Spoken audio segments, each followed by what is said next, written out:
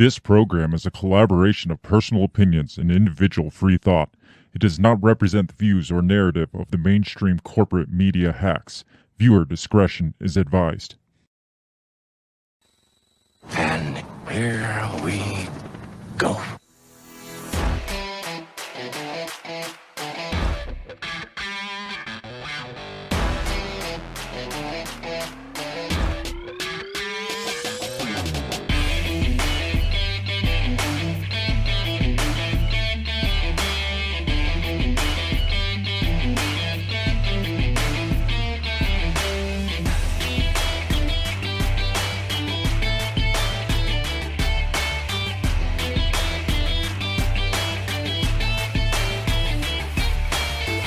Live from the bell tower, taking a stand for your rights, your liberties, and all the bullshit in between. You're listening to Break the Bell Podcast. Ladies and gentlemen, boys and girls, welcome to the live version, every Monday night version of the Break the Bell Podcast. Yes, hello, beautiful bell breakers. It is good to be here. You sound like you're getting shit. Are you getting sick? No, but if I got it, it's from you. It's not from me. You're over there. I'm over here. We got our 6 feet of social distancing, so we should be good. Based on the CDC, circa 2020, we should be okay. So that's circa 2020, though. They change things every 6 weeks. Yeah, but I think they decided that you could be within 6 feet now. Yeah. So I don't know. I'm trying to get my shit together because my recording is not recording. So let me see if I can get my shit together. Yes.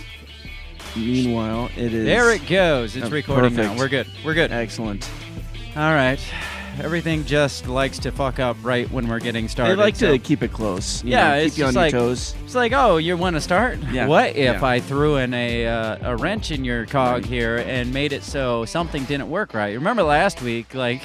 our thing froze up Yeah. 3 times in the middle of the stream. It was So ridiculous. we made it through, though. That's Yeah. all that matters is we make it through. We did.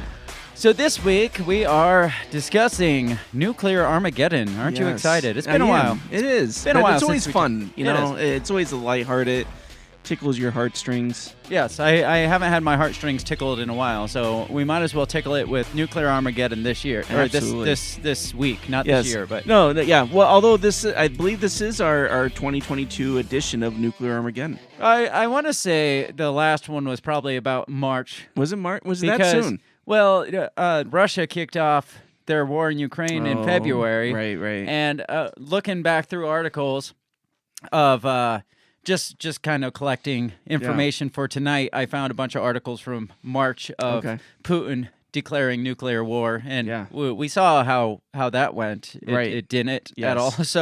So I'm guessing our last one was probably around the March time frame, but we're due for a new one because Nuclear Armageddon's back in the news, so we might as well talk about it. It's what's hip. It really is. It is, and I guess my question is, if you have a nuclear power, that's your arch enemy. Yes. That Are we still arch enemies? with Russia? Yeah. I'm pretty sure we're still. I wasn't arch- sure. I wasn't sure. But if you have a nuclear power that's arch enemies, do you sit here and like push the whole nuclear narrative? Like, he's gonna shoot a nuke at us. He's gonna do it. He's gonna. I think I would like avoid the N word. I would too. Yes. I feel like even if you thought that he had that capability, that's the last thing you'd bring I'd go up. any other way. You know, be like, oh yeah, it'd suck if we got anthrax. You know, Or man, it would suck if Putin just like stopped invading countries. You know, like maybe put something more positive out in the atmosphere Instead versus of being like, yeah, well, you know, nobody wants nuclear war. That would really blow things up. I mean, the most recent thing in the news is Biden came out and said that nuclear Armageddon is the highest risk it's been since the Cuban Missile Crisis. Do you think he thinks it's still 1962? He probably does. And that's why he's like, well, it's only like 2 years ago. Yeah, it's the highest it's been since last year in 1962. right. The sad thing is, he's been in office almost the entire time since that is very since the sad. Cuban Missile Crisis. So that's what we have to work with when it comes to our politicians. Is yes, they remember the Cold War. They were there. They were making some of the Cold War policies. Right, exactly. A lot of them probably. So, but the first thing I want to get into once we get through this pre-show is, excuse me, I'm already starting, is Biden talking about nuclear Armageddon. And it's just like, really? Do we, I mean, even if your intelligence said that we're at a little bit higher risk for nuclear attack from Putin, do we really want to come out and announce that we're a step closer to nuclear Armageddon? Like, what exactly does that do for people? Right, yeah. I mean, do you think Putin sees that and he's like, oh, okay, well, they're on board? Or do you think he's more like, oh, shit, man, maybe he's like serious. Maybe he's probably like, oh, shit, he's on to us. I better go come up with a different strategy. Right. No, that's not how this works. So, but we're going to get into that. We're going to get into this Armageddon talk. We're going to get into the possibility of like what kind of threats is Putin actually putting out there? Because the latest and greatest is Putin definitely threatened nuclear war. And so I want to dig into, see if, did he actually threaten nuclear war, or are we blowing things out of proportion? What would be nice is if they could just like do like benign like pranks on each other, like Biden call and order Chinese food for Putin that he has to pay for, Yeah, shit like that. Stupid like that. Or why don't they just like freaking get in a ring and bare knuckle box? I want to see that. That's how it should be. Biden like the old and Putin, days, right? bare knuckle boxing, and then the winner is the winner. Yes. And I don't know, what do they win? Do they win our country? Because I know for a fact Putin's going to win. I know. It's not going to end well for us either. No. Either way, we're screwed in that fight. So anyway, we'll get into that. We'll get into how much of a risk are we really at?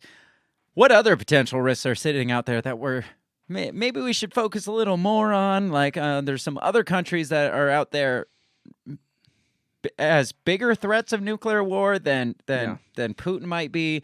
Russia has some other things, other shenanigans they're pulling that it's just like, should we really, is he going to really resort to nuclear war when he has these other things up his sleeve that it seems like he's actually carrying these out when it's almost like the nuclear war talk is just a front to get us all watching, making sure all his freaking nukes aren't moving, all his missiles and wouldn't submarines. Surprise me. And at the same time, he's like got his hackers or something, like doing other shenanigans while we're not even watching. We're like, oh shit, I never saw that coming. We were watching the nukes. Yeah, we thought the bombs were coming. Where'd that come from? So we'll get into all that stuff here after this pre-show.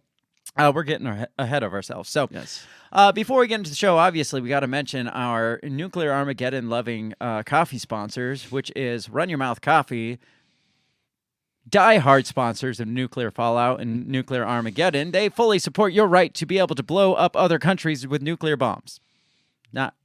Not necessarily that, but they do support your rights. Mostly your right to free speech, your right to be able to say whatever the fuck you want. God, I can't even talk.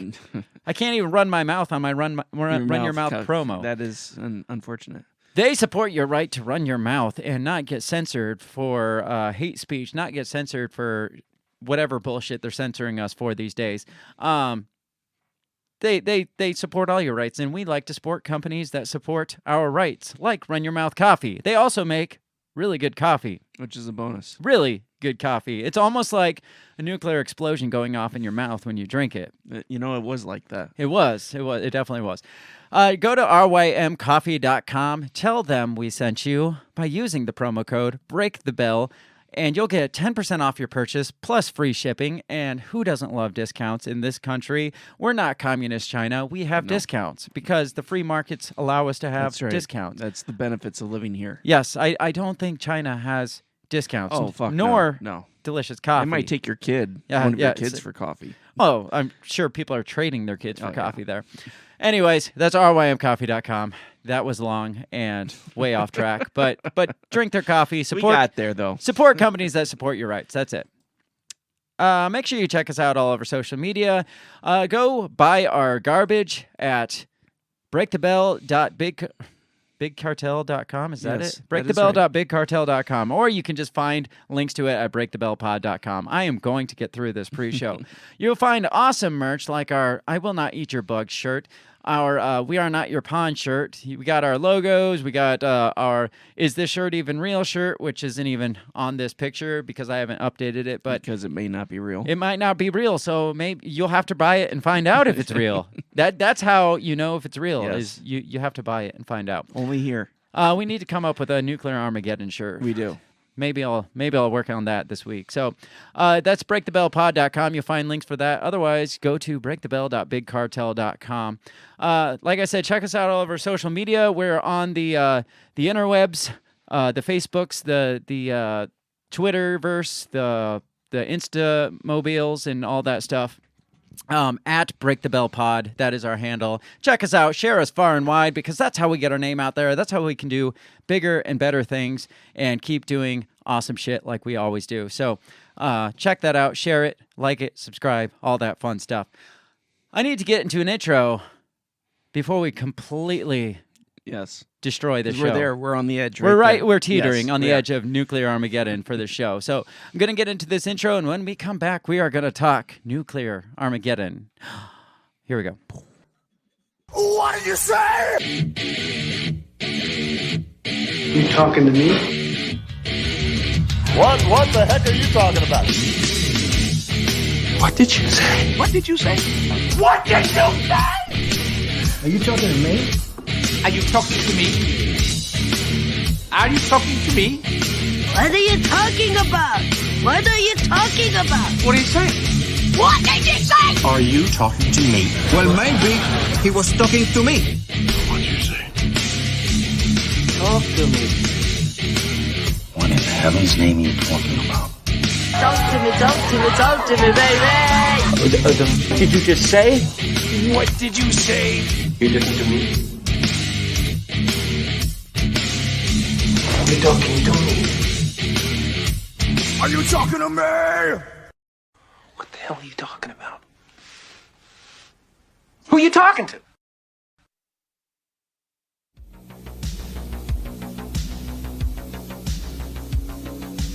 Yeah.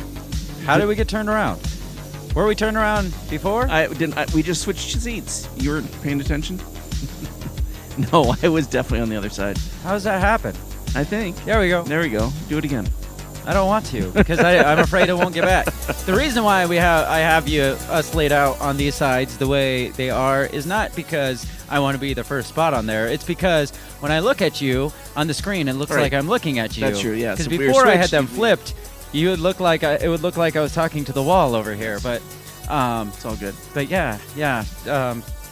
There's a method to my madness, and a lot of times it doesn't work out the way I want it to. So I don't know what's going on tonight, but we're going to power through the show because who knows? It might be our last show if things go the way Joe Biden says it's going to, and Nuclear Armageddon happens. Yes. Well, It's like can only hope. I don't even know why, as a U.S. president, you would ever even just just loosely play around with the idea of Nuclear Armageddon. Yeah. It's just like, God forbid that ever happen. Let's not go there. Yeah. Let's exhaust all the other resources before we even suggest that that's an option. Yeah, I mean, even Reagan, who was smack dab in the Cold War, not once was like, well, they were pretty close to being nuked. Maybe after the fact, he comes out and he's like, guys, you have no idea how close we were to getting fucked up. But at the time, everybody kind of knew it, but nobody talked about it. Didn't have I'm sure a lot of people talked about it, but you didn't have a standing president that was like, guys, this could be it. We're fucked. I mean, I'm sorry. This is just the my desire to survive. But as a president, I think I would rather surrender my country than go through the total, absolute destruction of the earth as we know it. Right. It's like, is your country worth that much to you? Yes, I understand it's worth a lot to you, but if it came down to either you give up or we're going to spark an entire nuclear holocaust where the entire world dies, it's like, I'm just going to weigh the benefits to the risks. I'm just going to you just fucking take it, man. If that's what it is, that's what it's worth to you, just fucking take it. Right. I mean, maybe I'll get some hate mail for that, just like, you commie bastard. It's like, real. It's like, not going to take our freedom from us no matter how many nukes it takes. It's like, yeah, okay, all right. Yeah. You just keep writing that. But Anyways. No, I agree. But at the same token, I don't feel like Biden's the guy that's going to die on that pill. You don't think he's going to be the one to push the nuclear button? No, he will. He will. Do you believe the rumors? I think we might have talked about this last time we talked nuclear. Do you believe the rumors that they didn't give him the nuclear briefcase? Oh, I believe that. Because Absolutely. he's too demented Yeah. to be held responsible. If they were too afraid of Trump having it, they got to be too afraid of Biden doing it. One would think, yeah. So, I don't know. Maybe none of them have it. Biden be like, hey, Jack. I don't know what this button does, but I'm pushing it. No. I'm serious, man. I'm serious. This button right here. No. I'm serious. Yeah. You think when he's giving those speeches and he does so many side tangents, and he's like, he's just so used to people disagreeing with him that just like everything he says is like, no, wait, hear me out. It's like, dude, everybody's like giving you standing ovations. What are you arguing? What are you so argumentative about? Because he's not. He knows it's not real. Yes. So the latest news, the latest nuclear holocaust news that we are living with these days is Biden saying that Armageddon is at its highest risk since 1962's Cuban Missile Crisis. Do you believe that? He says Putin is not joking. No. He's not joking, man. I'm serious. Hey, Jack. Hey, Jack. I've seen him. I've seen him looked in his eyes. He's a really bad dude. Yeah, like Corn Pop. Yes. What were you gonna say? Oh, I was gonna say, do you believe that we have not been as close to nuclear war as we are at this moment? No, I feel like in the 80s we probably were closer than in this moment. Yeah. If it wasn't for Rocky IV, we all would have been obviously. Right? So I feel like the entire Cold War we are probably closer. Oh, absolutely. Than we are right now. I mean, yeah, I feel like at one point there was always somebody just hovering over the button. Be like, come on, give me the call. Just do it. Just you do it first. I'm not going to do it. You do it. Same time, man. Same time. Oh, we're missing comments. Oh. Jack Skellington says, "Hey, Jack. Hey, guys, I'm serious. Corn Pop is a bad dude. He's helping the Russians. I need the briefcase." Absolutely. Yes. You think Corn Pop was a Russian spy? Oh, he had I feel to like be. he had He to had be to that bad of a dude. Yes. He had to have been a Russian Yes. spy. So anyway, back on track. This New York Post article talks about the speech that Biden gave, and this was for I think it was a fundraiser event, and it's just like, yes, it was. Of all the things to talk about at a fundraiser, what was it raising funds for? Nuclear weapons? Right. we need to make our limit, guys. Okay, we have never been closer to nuclear war than we have this moment. So pledge $5 billion. Yes, make your pledge to the nuclear armament of the United States.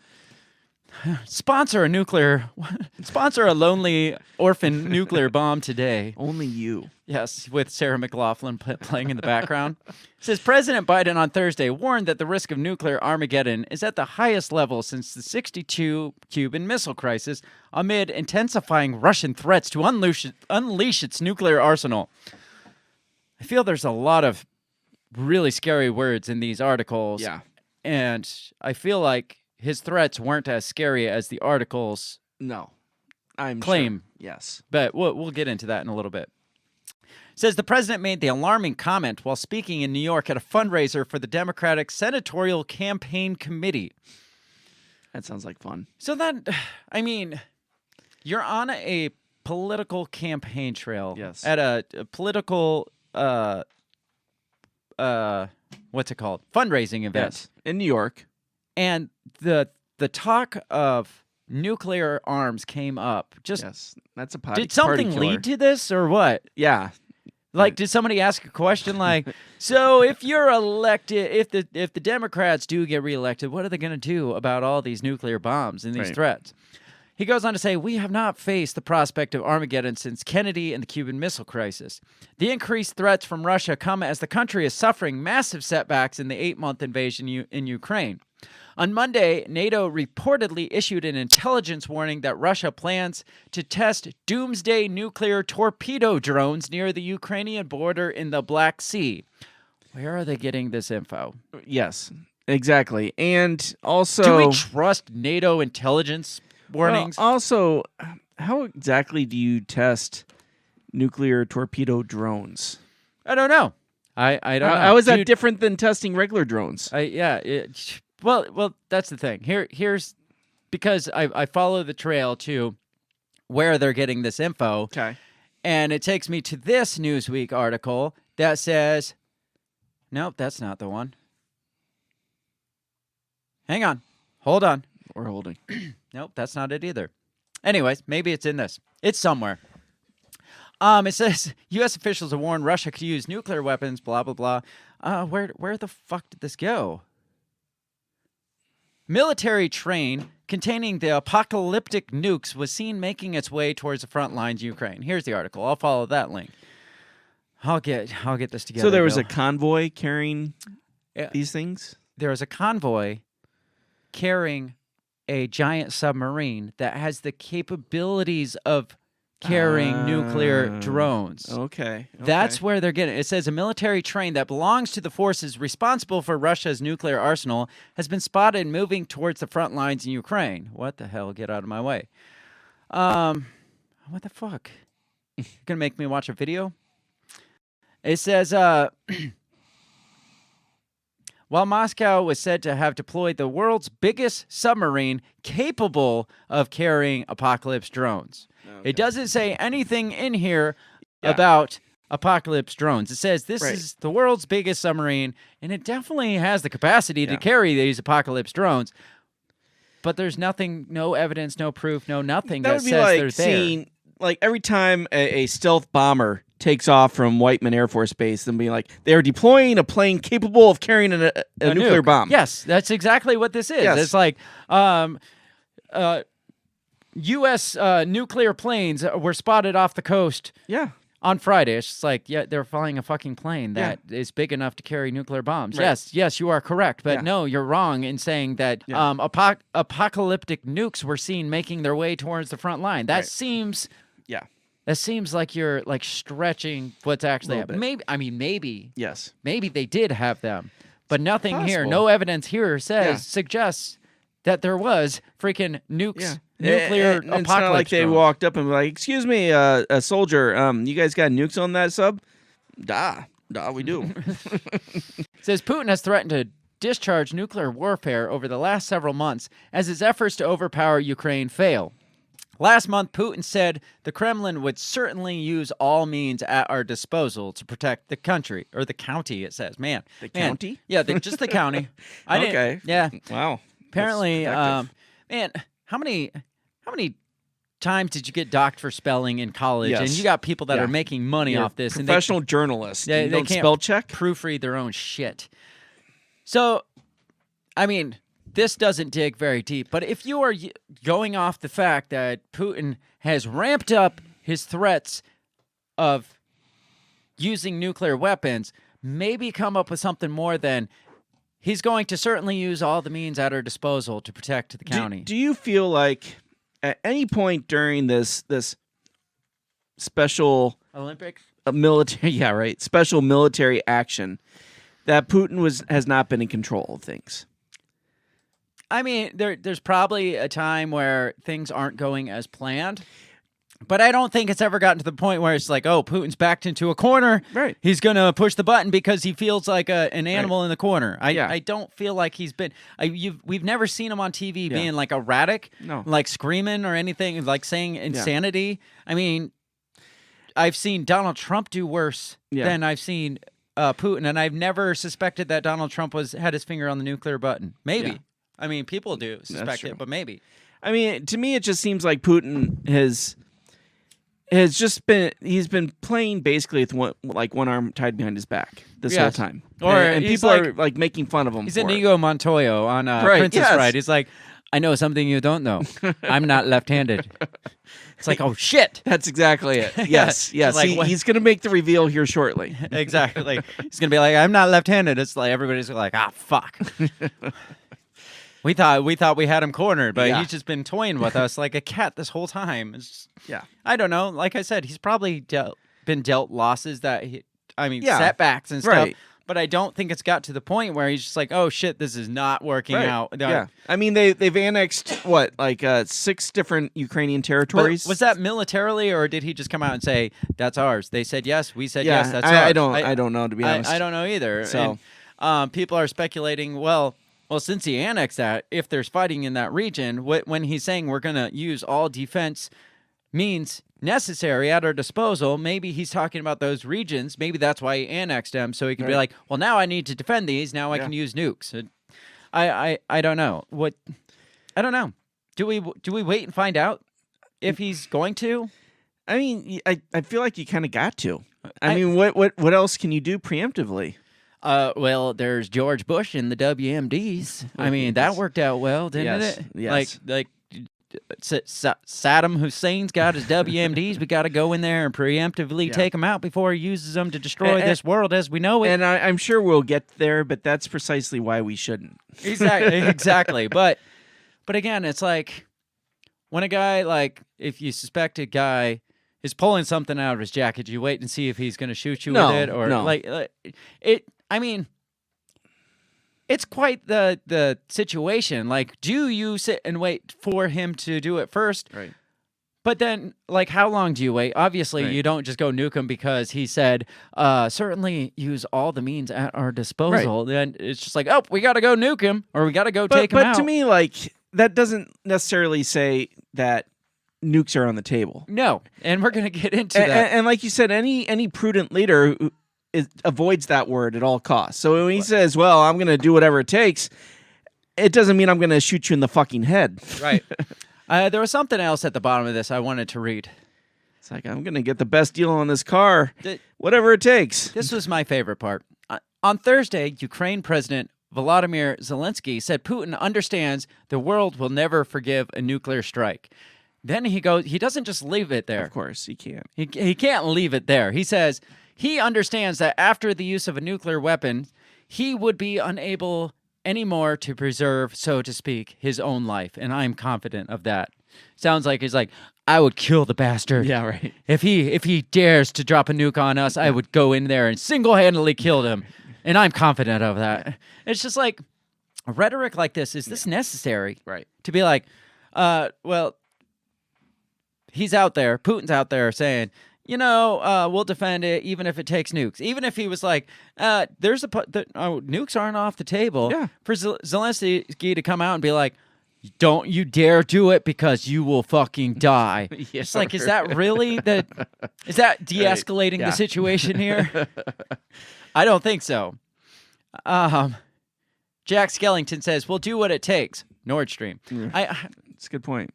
I don't think that Putin's responsible for Nord Stream. No, I don't think so either. I don't at all. I feel like if anybody is, it's us. Yeah. Most likely. So, anyways, where's all this coming from right now? Like, what was Putin's exact threat? Because they've been talking for like 2 or 3 weeks. It's like, he's been ramping up his nuclear rhetoric, his nuclear threat talk, and it's just like, what? Like, it sounds like he's just out there waving his fucking nukes around. Right. Yeah. Like, all willy-nilly, like, come at me, motherfucker. Do we have a problem? Yeah, exactly. That's what they make it sound like. But so I guess we got to take a look and see exactly what his statements were, so we can decide for ourselves. Absolutely. Is this as serious as it is? Yes. Now, I feel like if he says, I wish you good health, then you're fucked. Yeah, that's more Yes. that's more of a serious threat to me than we're going to use every weapon at our disposal. Yes. So let's see if what Biden said. He's not joking, man. No, I'm serious. Because here's the original post. This was back on September 21st, so this is a couple weeks ago. It says, Vladimir Putin issues a nuclear threat over Ukraine. And the only part they have in quotes on the headline is, this is not a bluff. They didn't quote the rest of it, but they did manage to quote that this is not a bluff part. It says, Russian President Vladimir Putin appeared to threaten use of nuclear. And it's like, first of all, are we getting the proper translation from Russian? Like, how do we know that the person translating is not? Maybe he is pro-Ukraine, and he's sitting there like translating. He's like, I'm gonna fucking blow up the entire world, and Putin's just like sitting there, just like, this war thing's kind of getting drug out and stuff. And if people we could all just be friends around here. And he's just like, fuck the United States, fuck Zelensky, nuclear bombs. I mean, how do we know? How do we know that this is what he's saying? That's a good point. Jack Skellington says, I think it's a bait and switch. They're going to have everybody's panties twisted about nukes and then just hit us with an EMP. That is we've talked about that long before our podcast days. We're just like, when are they going to put an EMP? If they did drop an EMP on us, they could easily tell everybody, we got nuked by Russia or something. We're not going to know because we can't even watch the media anymore. Right. Because we got an EMP took out all our freaking communication. So we just got to buy whatever they tell us. So that's a high probability. I didn't even get to the conspiracy theory shit yet, Jack Skellington. I didn't even think about that. That wasn't even on my radar. But yes, that is probably the case. So this goes on to say, in the pre-recorded address. So how do we know? Again, how do we know this pre-recorded address isn't from like 6 years ago? Too? Right. Yeah. It's like there's so many what ifs. Or after he's had some shots with buddies, and he's like, and then I'll blow him because I'm not bluffing, and I'm not a bitch. Yeah. Says Putin said he was willing to respond to what he described as the West's nuclear blackmail, using his country's own weapons, strongly implying the use of nuclear strikes. Again, no mention of nuclear. No, right. Implying. Based on our translator, I guess. He said that the high-ranking representative of NATO countries has raised the possibility of using weapons of mass destruction, nuclear weapons, against Russia. Okay, so I'm not pro-Russia. I'm not pro-Putin. I don't like any of these fuckers. But in his defense, at least from what he's saying, is NATO countries are out here saying, hey, we're going to use nukes if it comes down to it on Russia. And so his response is, let them do it, bitch. I got bigger bombs. Right. I'm not afraid to unleash everything I have in my arsenal. Yeah. But that was in response to NATO using them. It wasn't like, I'm going to blow you all up. It was, if they use nukes on us, we're not going to stop from using nukes on them. Absolutely. Says Putin said he had lots of weapons to reply to perceived threats from Western nations, which have imposed crippling sanctions since the Russian invasion of Ukraine began on February 24th. He said that some of them were more modern than those of NATO countries. If Russia feels its territorial integrity is threatened, we will use all defense methods at our disposal, and this is not a bluff. That's the line there. Okay. Does it sound like he's like out there like pointing his nuclear bombs at people and saying, "No, come at me, bitch"? I mean, yeah, and I mean it's almost like you said, NATO's or the one that's like, hey, we have nuclear weapons, and all he's saying is like, hey, if you use them, so do I. Yeah. So pull the trigger. But then they're like, oh, did you hear what he said? Yeah. Holy shit, he said he was going to use nukes. It sounds more like a big show me yours and I'll show you mine. And that's exactly what it is. Like who's got the bigger swing unfortunately, though, that's the same game Hussein was playing down in Iraq. Yeah, well, supposedly that too. Yeah. Yeah, but does this sound like the threat of aggressor, though? Or does it sound like I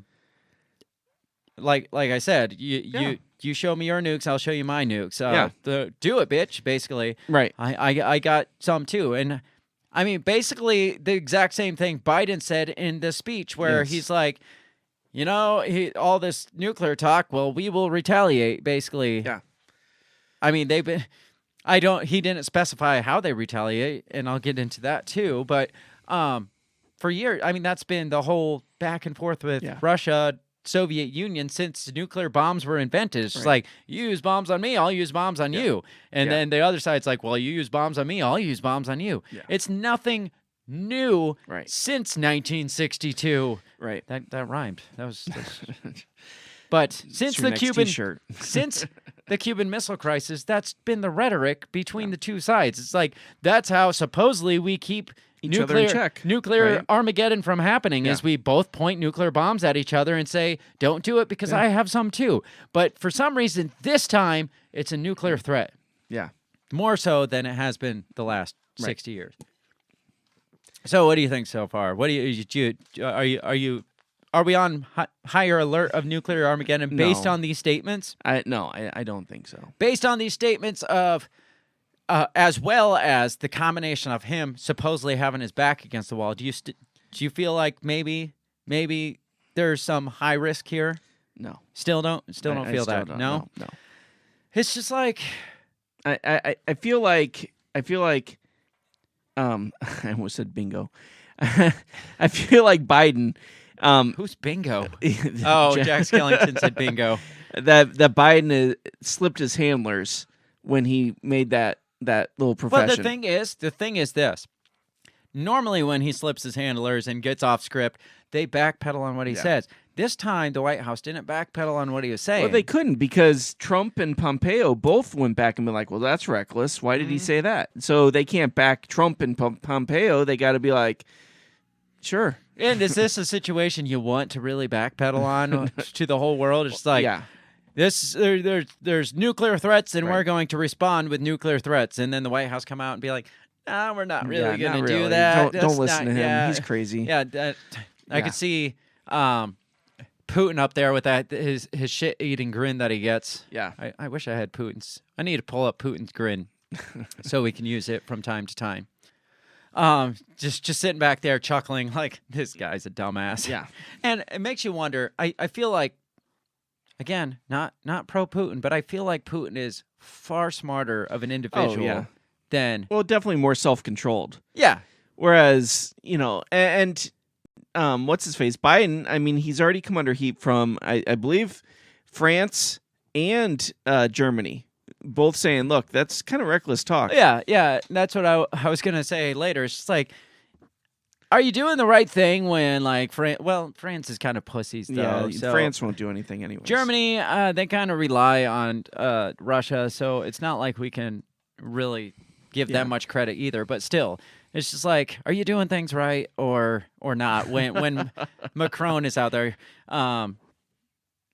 telling you that, hey, this is a bit reckless, guys. Yeah. Maybe we should worry about de-escalating this instead of making all this Armageddon talk. This is the picture. I feel like every time Joe Biden stands up and threatens Putin and says that Jack isn't going to know I hit him. He's not going to know from a pound of bricks through my mom's coffin. And it's just like, the fuck did you say, Joe? And then you got Putin up here with this grin right here.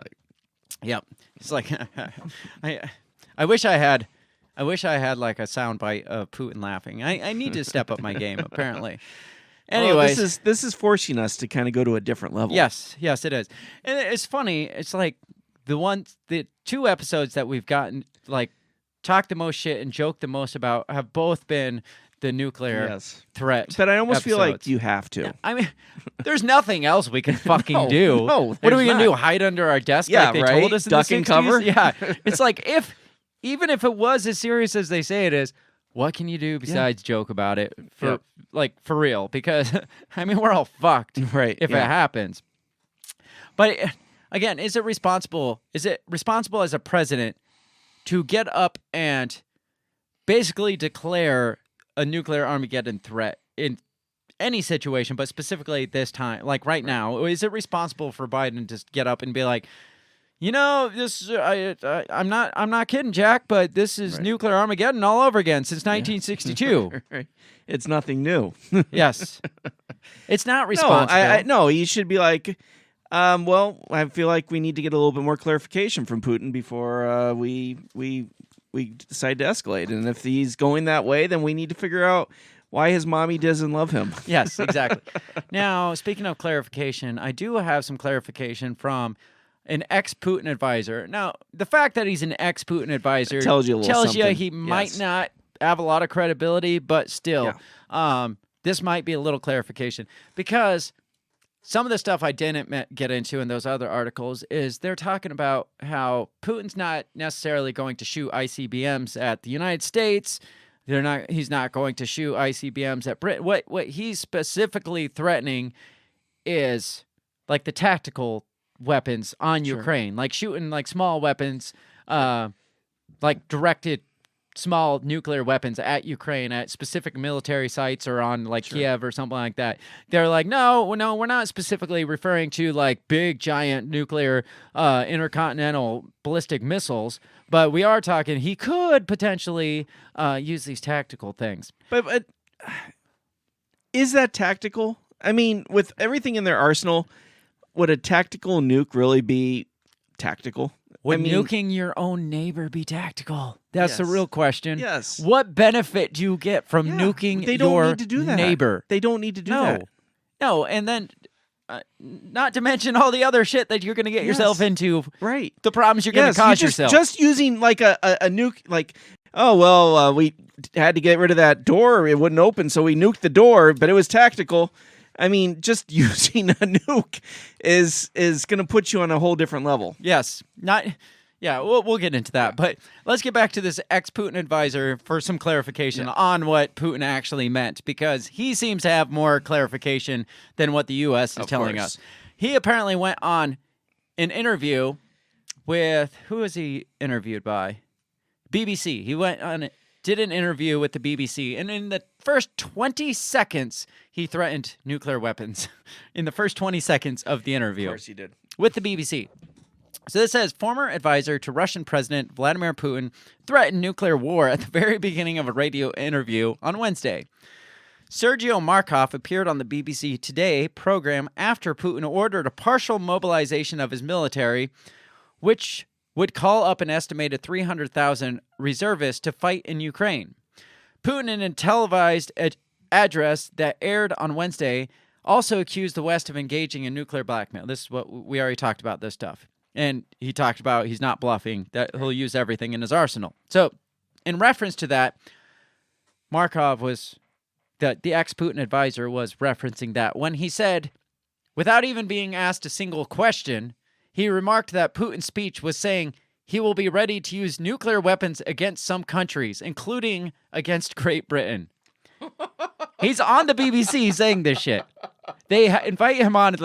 They hadn't even got to any question. They haven't. It's not like he was like, okay, Mr. Markov, what do you think Mr. Vladimir Putin was saying when? No, they didn't even got that far. They're like, hello, Mr. Markov. It's nice to meet you. And he's like, yeah, Putin was saying he was gonna fucking nuke you all. And they're just like, including you right here. Yeah, and they're I can just imagine their jaws just went through the floor. It's like, what? Excuse me? Did you really just say that? Says show host Justin Webb interjected to ask Markov if he believed Putin's speech included a clear threat to start a general nuclear war that would kill everyone. So that was his response. This interview just went bizarre immediately. He comes on, he says, let me introduce you, Mr. Markov. Mr. Markov's like, yeah, Putin did say we're going to blow you the fuck up. And then his response is, the show host response, Justin Webb says, do you think this was a clear threat to start a general nuclear war that would kill everyone? First two sentences of this freaking interview. Brilliant. Yes, this is going smashingly. You want to know what his response was to, would Putin start a general nuclear war that would kill everyone? Mr. Markov replies, not everyone, but it would kill a lot of people in the Western countries. You immediately regret asking this guy to come on your show. Yeah, right. Or maybe, again, he's an ex-Putin guy. Yeah. Maybe he's just coming on. Maybe the BBC's like, this would be great. Right. Can you just come on and say that Putin's going to blow us all the fuck up? Yeah. He's like, you don't like Putin, right? He'd be like, no, man, I hope they assassinate his ass. Yes. All right, well, just say he wants to use nukes. No problem. All right, I got you. So he goes on to say, Russia has no reason to use technical nuclear weapons against Ukrainians. Ukrainians are our brothers, he said. So there goes their whole theory that... genocide. Well, that Putin's going to use these tactical nukes in Ukraine on designated military stations, designated cities. He's like, why the fuck would we blow up our own people? Right. Our whole point is those are our people and we want them back. Yeah. Why would we blow them up? He continues, because of course he's not done there. Right. He says, Ukraine is occupied by Western countries. Markov added, saying that those countries have created proxy armies and are using Ukrainian soldiers as their slaves. This nuclear war could be the result of crazy behavior of the President of the United States, Joe Biden, and Prime Ministers of Great Britain, Boris Johnson and Liz Truss. Of course, Russians don't want everybody in the world to die. What Russians want is to stop this war which Western countries conducted against Russia on the Ukrainian territory. So it sounds like Putin's talking points. Well, yeah. But he's taking it one step further. Right, Putin is very tactical in the way he talks. Yeah. He hints around that we're going to blow you up if you do it, but he's not saying those things. Right. Yeah. His ex-advisor comes out and he's like, what he really meant is he really wants to blow you up. Well, that's probably why he's the ex-advisor. Yes. It's like, God, it's like dude, damn it, you cannot say that. You think Putin's sitting back there like, fuck, I shouldn't have fired him. I should have killed put him. 2 in his head. I should have wished him good health. I don't know what I was thinking. I got a little too close, a little too connected with this guy. He's my fucking sister's kid. I couldn't just... Says Markov then said it was possible to talk about peace and Russian demands for peace, prompting Webb to comment. You haven't been talking much about peace, Mr. Markov. You've just threatened us all with complete destruction. It's fucking great. Horrifying. Yes. But great. Yeah. Yes. I don't know. Like, how do you think, like, do you think this Justin Webb has ever had an interview like this before in his life? Right. It's like, so, Mr. Markov, how are you? Y'all are fucked. Yeah. Especially here in London. Yes. Y'all, don't even get me started on the United States. Putin is now the Oprah of nukes. You get a nuke. You get a nuke. Yes. Everybody gets nukes. Yes, that's absolutely it. So, do you think he overstepped his a little bit power yes. here? Yeah, a little bit. Do you think this was sanctioned by Putin? This interview here? No. I don't know. He just. Yeah. Like you said, just won't kill everybody. At least there's a positive. There's an upside on this. Yeah, but most people in the West will probably die. You know. Yeah, a bunch of you people. Yeah. A bunch of the people across the pond there. But us over here. I love how he mentions Truss. You know, the new Prime Minister of Britain. Yeah, we got she's probably like, too. I wasn't even there. It's like I just got here. It's like I had nothing to do with this. But just throw you in the mix. You're guilty by association too. It's not like she came out and was like, guys, we got to tone down this rhetoric here. She probably came out and just like, more weapons to Ukraine. Right. Yeah. Nukes. Yeah. Let's do it. Yeah. We got nukes. You got nukes. We all got nukes. Great. It's a great nuke party. So kind of aligned with Markov here, the ex-Putin advisor. You have to ask yourself, why the fuck would he use nukes on his neighbors? I mean, this guy seems to understand that's that the one concept. valid thing that he says. Yeah, he seems to understand the concept. Like, why would we nuke our especially this territory that we already claimed as ours, and we put forth this much effort to take it back. Why would we blow that up? There are brothers, right? The United States is the one that turned them against us. Well, it's just like the question of like, why would Russia blow up their own bridge to Crimea that they declared as their own? Why would Russia blow up their own gas pipeline when they could just shut it off? Yeah. Why would Russia blow up their own neighbors with a nuclear weapon? Yeah. Like it would be suicidal. Yeah.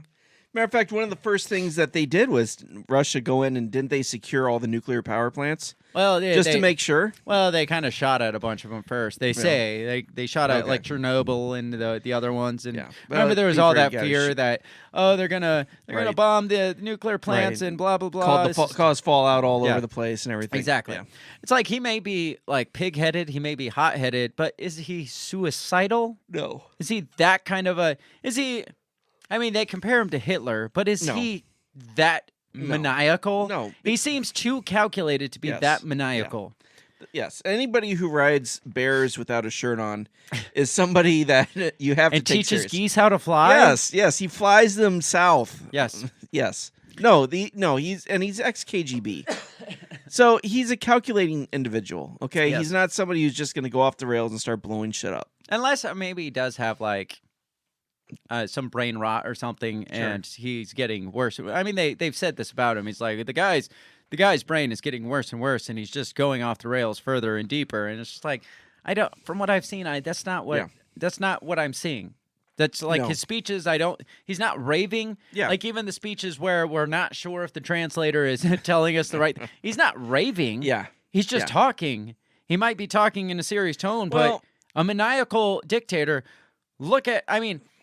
I think it's safer to watch that ridiculous video of the Italian chick last week that we watched where they're like, we don't even have to translate this to know that she's a dictator. Yeah. I think it's easier to look at that and be like, yeah, she's a little hot-headed there. But then to watch the videos of Putin, he's just like, yeah, if they dare to use nukes, we got our own nukes, and it's just like doesn't seem maniacal to me. Yeah, but and also you got to look at the elephant in the room. Okay, Which one? There's a lot of them. all right.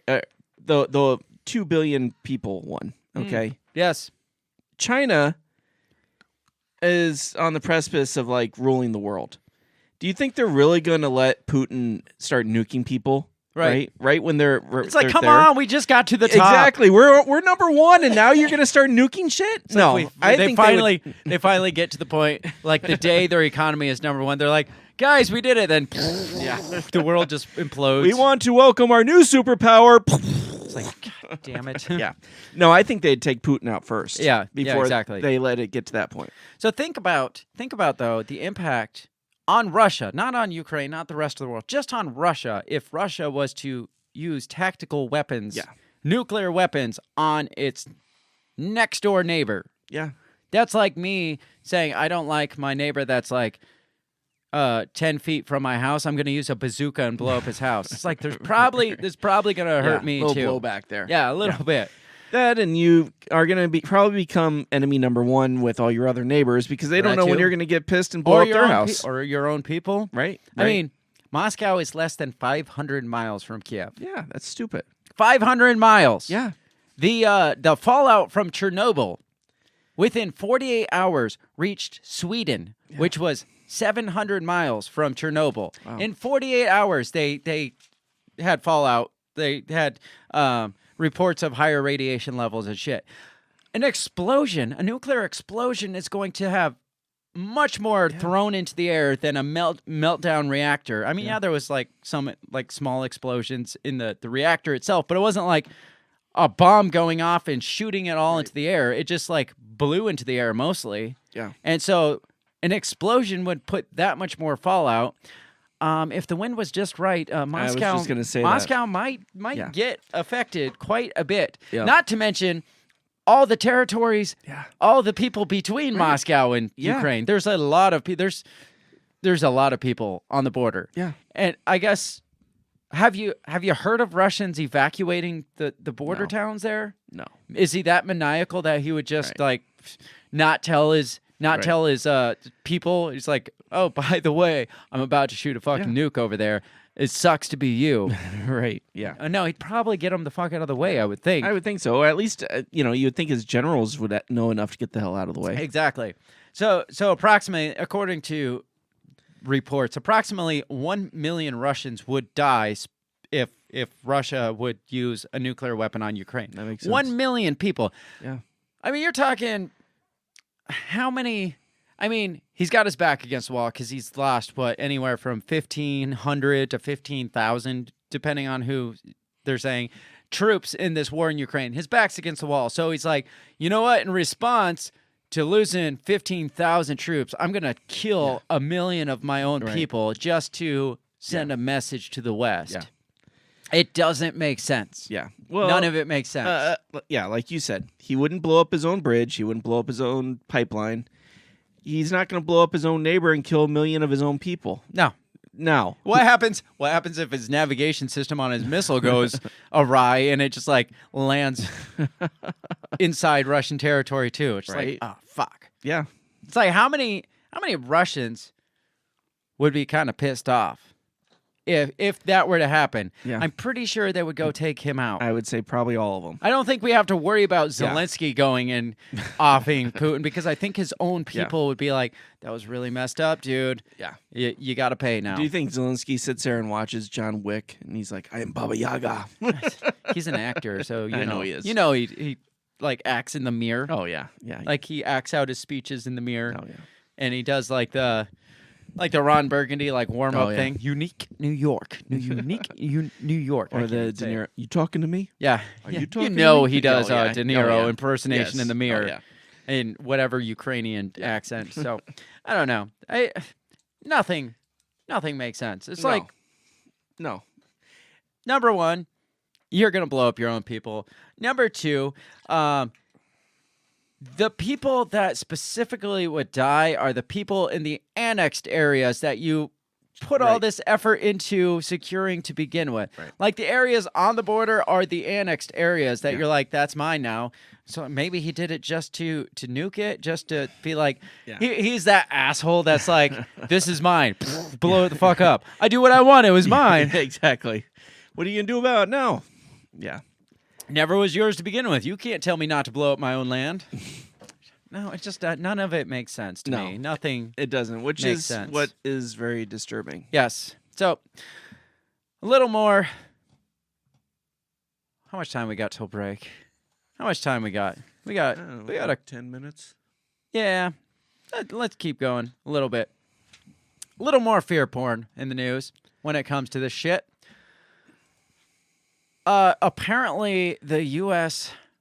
government has gone out and bought up a bunch of anti-radiation drugs. Of course. Yeah. At the same time, they're like, Sure. let's go out and spend like $250 million on anti-radiation drugs. Now, get this. Homeland Security says it has nothing to do with the situation in Ukraine. What does it have to do with then? Yeah, right. They're just like, on a whim, why don't we just ramp up our anti-radiation? But it has nothing to do with that. So let's take a look at this one because this one's stupid.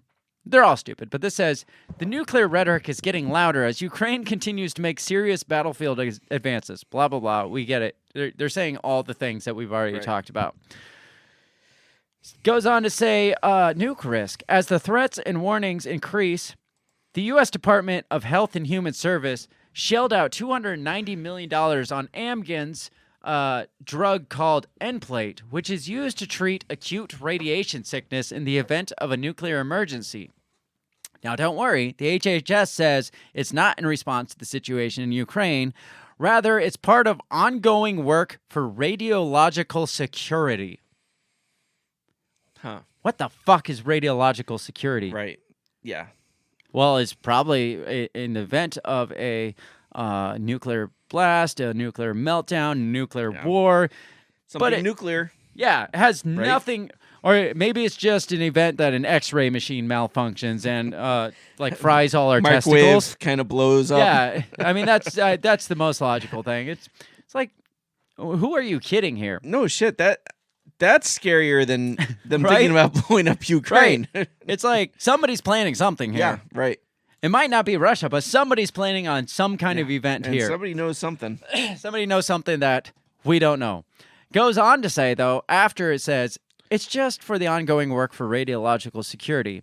It also says that closer to the front, Ukraine's capital of Kiev is also stocking up on potassium iodine pills, which prevent radiation absorption in your thyroid, is what that does. It blocks radiation from absorbing into your thyroid and giving you thyroid cancer. So, but I'm guessing that has nothing to do with it either. Yeah. Yeah. To be honest, I don't think Kiev would get that far if that was Putin's plan. Yeah, I don't think that they would have to worry about the cancer aspect of it. I'm pretty sure Kiev would be the first to fall if there was a tactical nuclear weapon dropped. But don't worry, they're stocking up on potassium iodine pills. Y'all should be fine.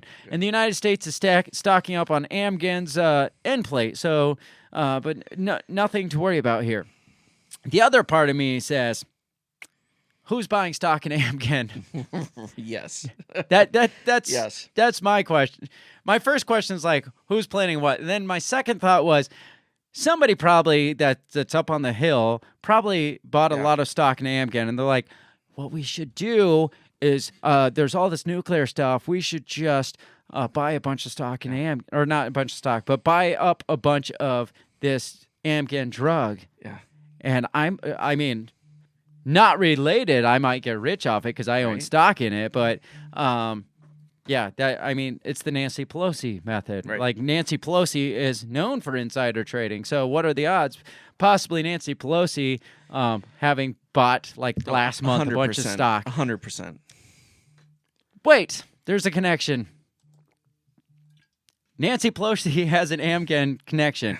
Back in 2008, apparently Nancy Pelosi was accused of receiving $30,000 from Amgen in her campaign just before some bill that like really like helped Amgen out, she received like a massive like $27,000 or $30,000 donation from Amgen. So she's already been accused of playing sides with this same company that all of a sudden we're buying a bunch of stuff or buying a bunch of supplies in. So it wouldn't surprise me at all if Nancy Pelosi has massive amounts of stock in this company. So I just found it hilarious that there's like 15-year-old connection between Pelosi and the same company that I wondered, did Nancy Pelosi buy stock in this?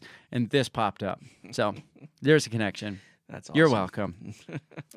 So are you scared when they buy up all this radiation treatment pills? It is a little scary. Yeah. I mean, because like you said, what do they know? Or do you think maybe they did that? Maybe they're like, we got to get all our ducks in a row here. If they hear us talking about nuclear Armageddon and they're going to find out that we bought a bunch of radiation pills, they're going to put 2 and 2 together and do the work for us and get scared shitless. Right. I mean, I could see that before I could see an actual nuclear Armageddon happening. It's like they're trying to play us. They know we go and find the loose ends, so they're trying to tie up loose ends. It's like did you ever watch Big Bang Theory where he's trying to like Sheldon, like they tell a lie to Penny and Sheldon's like, that lie's not going to work because there's all these loose ends. So he makes up this elaborate lie to make sure and he like, I don't know, he just ties up all the, it's like that. It's like, well, what if they wonder, if nuclear Armageddon is this big a deal, shouldn't we buy up stock? So maybe we should buy up stock in these pills here, and maybe it's just like we gotta connect all our dots here because these internet capers, these internet Sherlock Holmes out there, they're going to look and they're going to find it. So Can you imagine how freaked out they're going to be when they find out we just bought up $290 million worth of radiation pills? Oh, they're going to shit themselves. So, I don't know. What do you think? Yeah, before we get into break, what's your thoughts on everything so far? I think that's all very, very possible. And like I had mentioned to you in messaging before, it could also be that Biden's trying to set himself up, or his benefactor is trying to set him up to be the next Kennedy and talk Putin down. Biden, the savior of the world, that just does not have a ring. No. I agree, but just no ring to that whatsoever. With media on his side and everything, be like, oh my gosh, only Biden can save us from this mess that Trump put us in. It wouldn't be Biden. No. It'd be Dark Brandon. Dark Brandon. Obviously. It would have to be Dark Brandon. It would have to be. He's going to have to That's true, tap into his alter ego of Dark Brandon to take on the nuclear threat. I'm surprised that is not a comic book yet. It's got to be. Yeah. It's got to be a comic book. If not, it's going to be now. Do you think they'll have like super well-developed Nancy Pelosi show up?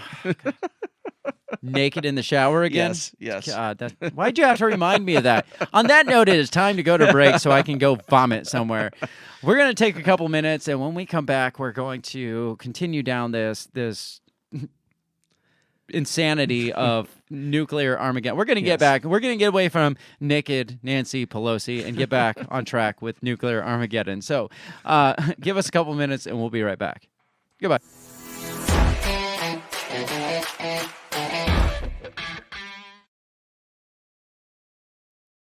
Have you ever thought that maybe voting, maybe all this politics constantly surrounding you is not the way to achieve freedom in your life?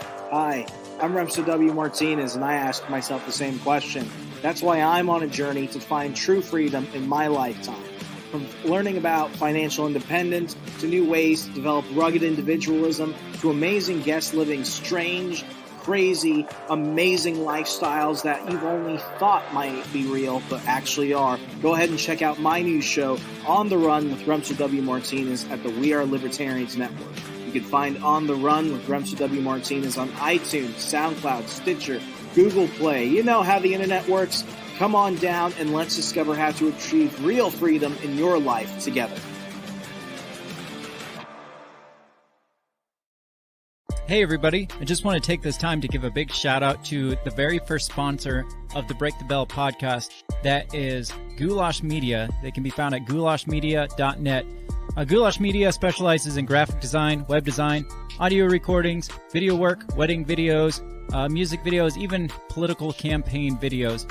Goulash Media caters to the little guy with the big vision. You can check them out at goulashmedia.net. That's GOULASH media.net.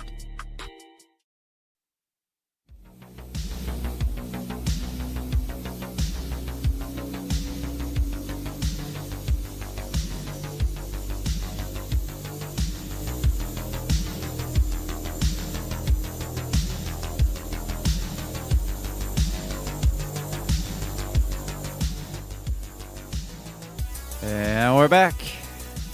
Talking about, yeah, we haven't been blown up yet. No, not yet. Or maybe we have. That's true. Wouldn't that be some shit? That would be some shit.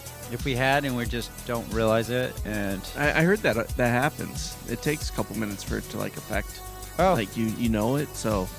Yeah, so maybe we're dead right now, and Yeah. we just think we're still podcasting. It's like, of all the things I'd be doing right now, I'd probably be podcasting. I'd go out like this. It's Yeah, like, right. have you looked out the window? Like, everything's on fire, and we're here wasting our time talking to probably nobody. Nobody's going to hear this because you're all fucking dead, but we're going to keep doing it. Yes. This is going to be a great show. This is going to get so many Best hits. show yet. So many hits. Some serious content right now. You know, there'd be the guys that are out, like the people in the hurricane for the news that are like standing there, like trying not to blow away. It's like, why the fuck are you doing this inside? Yeah, right. Like, why does the news always have to have the guy that's standing out in the like? Who gets that short end of the stick where they're like, nope, you're the guy that gets to go stand out in the fucking hurricane? That was Don Lemon. Yes, we talked about that. It's like, what did he do to have to go stand? Yes. It's like, some sad sap's going to be standing out in the middle of a nuclear blast. It's like, I know it's getting really warm out there. The sky's really bright. Flakes are starting to fall around me, and my skin's starting to burn. But you heard it first from We're me. still here. We're gonna report as long as we're up there. It's like, well, we seem to be having technical difficulties. Don Lemon is no longer responsive right now. He's ashed. Yeah, all you see is just like the camera laying next to his face, and it's just melting off. Well, that's how we deal with. It is. That's how we deal with nuclear Armageddon. Because, like we said in the first half, it's like, even if it's like 100% true, what can you do besides joke about Exactly. it? It's like, we can't get up in arms over nuclear holocaust because it's not going to make a difference. Yeah. I mean, do you think politicians all over the world, when somebody says like nuclear deterrent, nuclear whatever, they're like, it's like, do we really got to talk about this? Right. It's like, what would you do in the event of it? I don't fucking know. Grill. It's like, my political knowledge tells me nothing. Yeah, right. I don't know what I would do because it's never happened. And if it does happen, there's probably not a whole lot of chance we're going to come out Anybody on top. who's gone through it isn't here to really tell us what they did. Yes. So we have no standard to go off of here. So, I mean, that gets us into the second half because I want to talk about, so what if Putin does? Yeah. What if Putin does launch a preemptive strike on Ukraine, on Great Britain, on the United States? Like, then what? Right. Does it lead to Armageddon, do you think? I think so. Do you think we'd be the ones to, like, say he dropped For us, it would be. If he dropped a tactical nuke on Ukraine, do you think we'd nuke him back? No. No, you don't think so? No. You think that... No. If he did a tactical, I think it would mobilize people. I think to be honest, if Putin decides he's going to tactically nuke Ukraine, he's going to have to fire nukes off to everybody. Right. I mean, because once you start down that path, you might as well go strong, because they're all coming for you at that point. Right. Yeah. Right? Yeah, I mean, we talked about this in our last nuclear episode. It's like, if you launch one, you're going to have to launch all of them because you got to make sure the other side is completely taken out, because if they're not, they're going to retaliate, and there's a good chance they're going to take you out. So if you're going to launch one of them, you're going to launch all of them at the same time. Right. So, I mean, we dug into that pretty deep in our last one. So go back to March and I think the United States was the only country that was able to get away with it during World War II. Because it was Japan. And nobody else had them the at the assholes. time. Yeah. No one else had them. They were kind of the assholes of the world. And so people were like, yeah, they kind of deserved it. I mean, the other country that was actually working on them had already been defeated at that point. right. It's Germany. So I'm sure Russia's sitting there. It's like, man, I wish I had a fucking nuke right now because I would nuke the shit out of them. Yeah. But they didn't. Fortunately for us, they didn't. And again, Japan's just. It was Japan. They were using kamikaze pilots. They were crashing their own pilots into and they aircraft carriers. And the emperor at the time it decided he's like, I'm not surrendering. I'm gonna burn it all down. He's the maniacal guy that if he had nukes, he would have burnt down the world with him as he went. Oh yeah, he would have. But it's telling to know that they had an emperor at the time, not like a president, not a modern leader. Yeah. They were still had emperors at the time, and it's just like that kind of says a lot about probably their technology too. So that's partially why. I mean, I can't say they were behind. Yeah, no, militarily, but they were using kamikaze pilots. They really souped up their navy during the Russian-Japanese War. Yeah, and then we helped push them to the next level with that. But yeah, of course we did. Of course we gave them a bunch of weapons to blow us up with. We're probably giving them the planes that they crashed into us with. Right. So, but that's what we do. But that was the only way that we were going to get out of that war, unfortunately. So according to the New York Times, if Putin was to go down this road, the New York Times says the West has been vague about how it would respond. Do you know why I think the West has been vague about how they would respond? Well, because why would you want your plan out there? Well, and my theory is they don't fucking know how they would respond. Right. Because how do you know until you're in that moment? How do you know? Because it's not just one person that's making that decision. You got all the advisors, all your cabinet, all of Congress. And to be honest, you and I are one of the millions of people in this country would be the last to know. Oh, absolutely. Biden would be in his bunker under a mountain in Biden Colorado. would probably be the last to know, to be honest. Yeah, that's true. They'd probably be like, fuck this. Just hide him away in his someone would be like, where's Obama? We need to get Obama safe. So let's get into what could potentially happen, like what our response would be.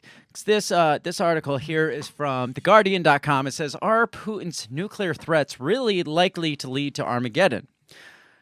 I'd say probably not, but we'll see. It says the realities underlying the menacing vocabulary are a gray area. What's more menacing? Him saying, I got all these weapons too, or Biden saying, oh, this is like seriously the worst Armageddon since 62. Yeah. It's like, that's pretty menacing itself. It says it's far from certain that Putin would be prepared to use nuclear weapons. So first things first is they don't know that he's even in a position to use them. Well, he probably is now. Because it talks about all the things he said. Every fucking article has to start out talking about the things he said, the things Biden said, then get to the point of the article. So we're going to skip a bit here. It says, the realities underlying the menacing vocabulary are a far grayer area than the bluster suggests.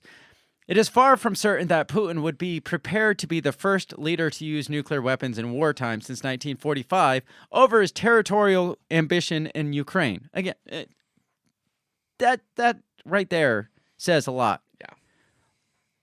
It's a border dispute, basically. Right. Territorial dispute. It's like, are you really willing to use nukes over a border dispute? It's like, this is my property line here. No, that's I mow that side of the line. That's actually mine. Well, I'm going to blow up your fucking house. What are you going to mow now, bitch? It's like, that doesn't seem reasonable for a border dispute. No. Says, if his primary goal is to stay in power, that could be exactly the wrong way of going about it. Even if he did issue the launch order, he has no guarantee it would be carried out, nor can he be absolutely sure the weapons and their delivery systems would work. Now, do we want to take that chance that his delivery systems won't work? It's like, yeah, but what are the odds it's going to actually go off? I mean, they're like Soviet-era nukes. Do we really think it's going to blow? It's like, I don't want to wait around and find out. Says, on the U.S. side, despite the U.S. president's apocalyptic language at a private fundraiser Thursday, it is not at all inevitable that Washington would respond to Putin's nuclear use with nuclear retaliation.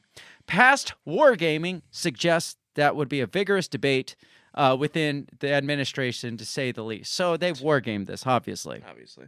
Under Obama, was when they war gamed the possibility of a nuclear. Really? It wasn't Trump? I could see Trump doing it like every week. Yeah, probably. But no, it was under Obama.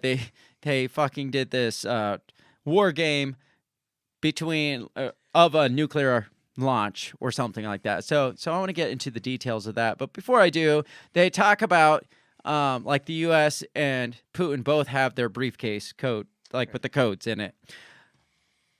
And it says, because, our codes, it's not just the president, is it? Don't they have like several people that they all have to have? Yeah. It's like all the codes have to be used or all the buttons have to be pushed at the same time. Like on the count of 3, 1, 2, 3, push the button. Something like that. Like just the president can't open his briefcase and hit his fucking button and shoot shit off. Apparently Russia has a similar briefcase, but and it says his general staff each have their own chegets, is what they call them. But it's believed that Putin can order a launch without them. It's like, then why do they have them? Right. Yeah. I feel like they're making shit up. There's a oh gosh, what movie was it? It was it Crimson Tide? Denzel Washington, Gene Hackman, and they hadn't gotten the clearance to not shoot it. So like Gene Hackman was gonna he wanted to blow it up, but Denzel Washington also had the key, and they both sub commanders had to use their keys at the same time to shoot the like rockets. I said, 1, 2, 3. Yeah. And one of them said no. Yeah. Well, apparently that's the same scenario in Russia, except Putin doesn't need there. It's like, why do they have redundant briefcases then? Yeah, right. I feel like they're making that up to scare us, to be like, well, Putin's a maniac. Yeah. And, well, you get the people defending against it and be like, well, but are his advisors with the briefcases going to go in on this too? Well, what you don't understand is Putin's briefcase is the one briefcase to rule them all. And he doesn't need their briefcase. It's like, so why the hell do they have briefcases then? Just to make them feel like, better. doesn't even fucking make sense. Yeah. And if the New York Times knows this, you would think they would know it. However, it says, based on their narrative that he's only going to use tactical nukes, he's not going to shoot off ICBMs or anything like that. Apparently, his chiget or his briefcase is only used for like the ICBMs or long-range bombers or land to sea type or sea to land type bombers. Doesn't have anything to do with the tactical, non-strategic is what. Sure. What? How do you call it tactical and non-strategic at the same time? Yeah, that doesn't even make sense. It says any nuclear use in Ukraine would likely involve non-strategic or tactical weapons. Isn't that like that's an oxymoron? Yes, very much I feel like it'd be strategic tactical weapons, yes. not non-strategic tactical weapons. Yes, that doesn't make sense. With shorter range delivery systems, which are usually, but not necessarily, less powerful than strategic arms. I like how they had to put that in there. Yeah. They're not as powerful as the ICBMs, which are what they're calling strategic arms, but they're many times more powerful than Hiroshima or Nagasaki bombs, is what they're saying. Based on what I don't know, but they're saying. That doesn't seem very tactical. Says the U.S. has only one kind of tactical weapon, the B-61 gravity bomb. That sounds badass. Yeah, it does. Of which there are about 100 in Europe and a similar number in the United States. So we only have like a couple hundred of these tactical because we rely heavily on our giant ones, not our tactical ones. Right. It says FAS, which is the Federation of American Scientists, which is legitimate, estimates Russia has 2,000 tactical weapons in very many shapes and sizes. That sounds very scientific for the Federation of American Scientists. Right. Very many shapes and sizes for use on land, sea, and air. They have lots of them, lots of shapes, lots of sizes, many of them. They've turned into a Dr. Seuss book. Yes. The weapons are not deployed on missiles or aircraft, but kept in bunkers and storage sites dotted around Russia. There are 12 national storage sites known in Russian military parlance as Object S, one of which is Belgorod, right on the Ukrainian border. See, again, that makes no sense to put these right on the Ukrainian border, to shoot them right into Ukraine, right on the Ukrainian-Russian border, and risk blowing up millions of your own people. Doesn't make a lot of sense. Agreed. Says, basically, no, because... So they store these in these sites, and then they have base-level sites, which are closer to the delivery system, which they have to transport by train or by tank or something to the deploy sites. Okay. And they're saying, up until now, nobody's transporting those, except that nuclear submarine that potentially could possibly hold Armageddon drones is what they called them. Yes. Big scary name.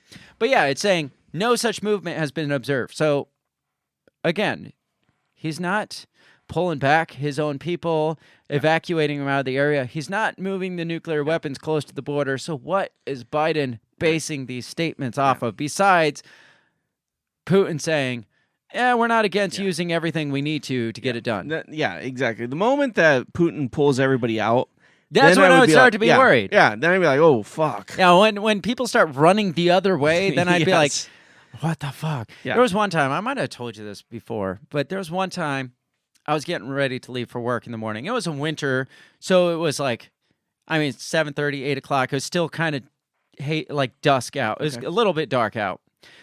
I come out and I see this old couple walking down the street. And they're like power walking, getting exercise. But this is what I witnessed. I walk out my door. I see old couple. They are both looking over their shoulder, power walking the opposite direction, looking back at something. And my first reaction is like, oh fuck, right. What are they running from? Yeah, right. And then I realized they just were glancing over the shoulder. But that's what I feel like when you see the Russians power walking away from the border. Then we're going to work. Like that video I sent you where people were eating lunch and a jogging team ran through the cafeteria so everybody gets up and everybody started running because they thought that, it was like panic like that. Like my mind was like, oh shit, what are we running from? And I almost took off power walking away with them. Like, I got to get out of here. Yes. Anyway, how did we get off track? I don't know. Let's get to let's get to the war games. First of all, it says Pavel Bayev, a military researcher who worked for the Soviet Defense Ministry, said Putin cannot count on his weapons actually working.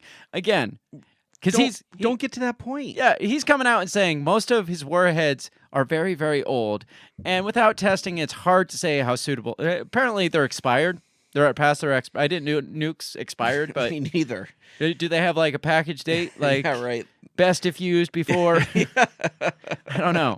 But again, do we really want to shoot this one off? It expired like 20 years ago. Right. It's like taking the drink of milk. It's like this is close to its expiration date. Yeah. Do I really want to risk taking this? Just smell it.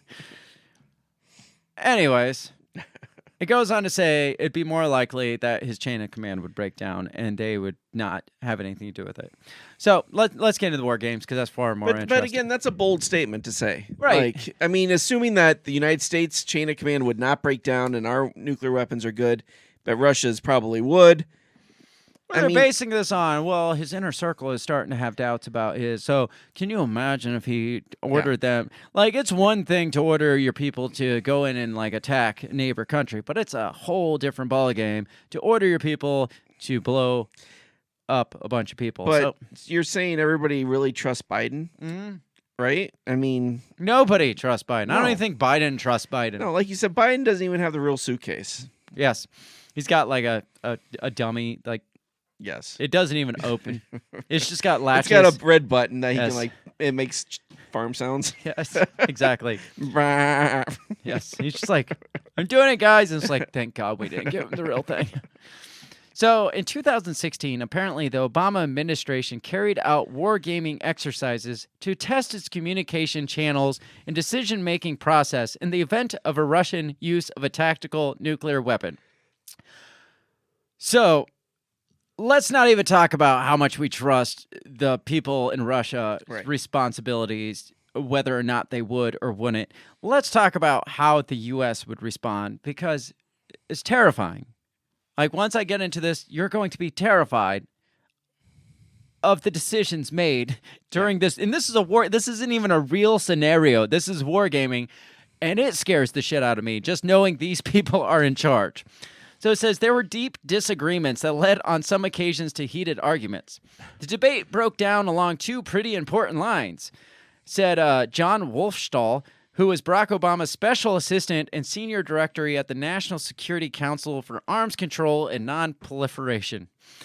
Says the first question was whether the U.S. or NATO needed to respond militarily. I feel like they do need to respond. Yeah.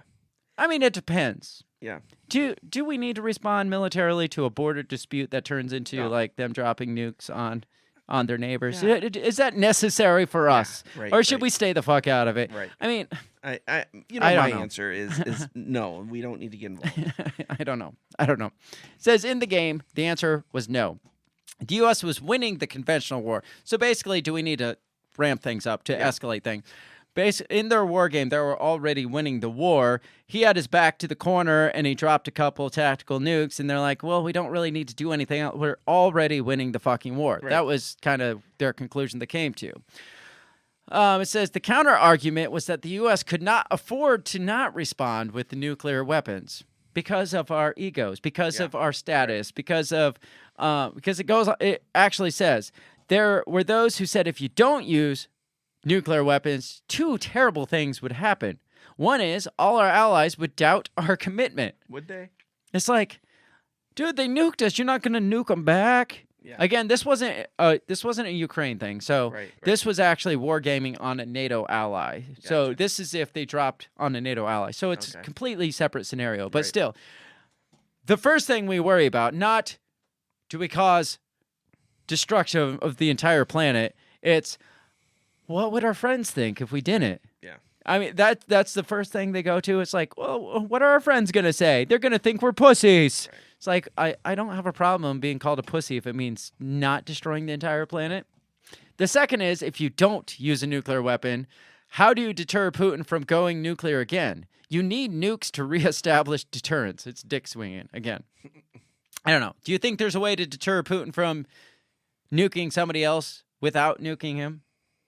I mean, we have these awesome drones that like assassin drones. Well, I'm sure there's plenty of there's plenty of strategic targets. Strategery? Yes, that you can take out without nuking somebody. Yes, I feel like that would be scary. That would be more productive. Yes, I feel like just send in one of our attack drones, our assassin drones, to fly in and just like put a bullet and fly away. Yeah, and Putin's gone and everything's done. Right. Right.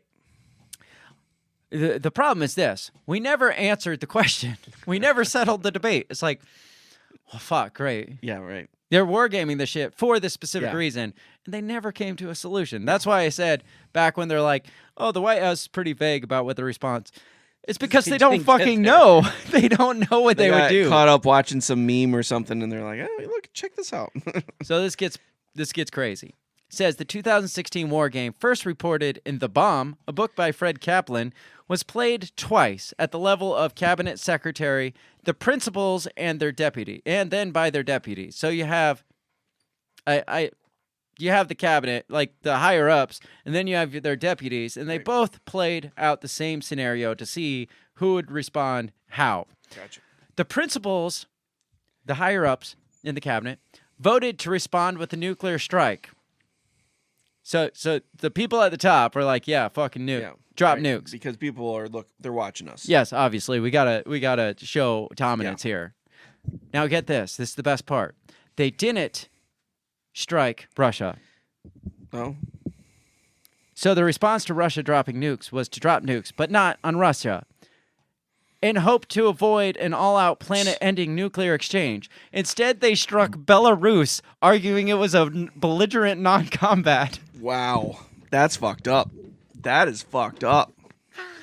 You know, we don't want to start a nuclear war, so we're not going to blow up Russia, the people that did this. Right. Just fuck Belarus. We're going to blow them up. Yeah. The poor guy's just sitting there. He's like, whoa. I didn't know they were even used nukes. What are you doing? Because they're a belligerent non-combatant.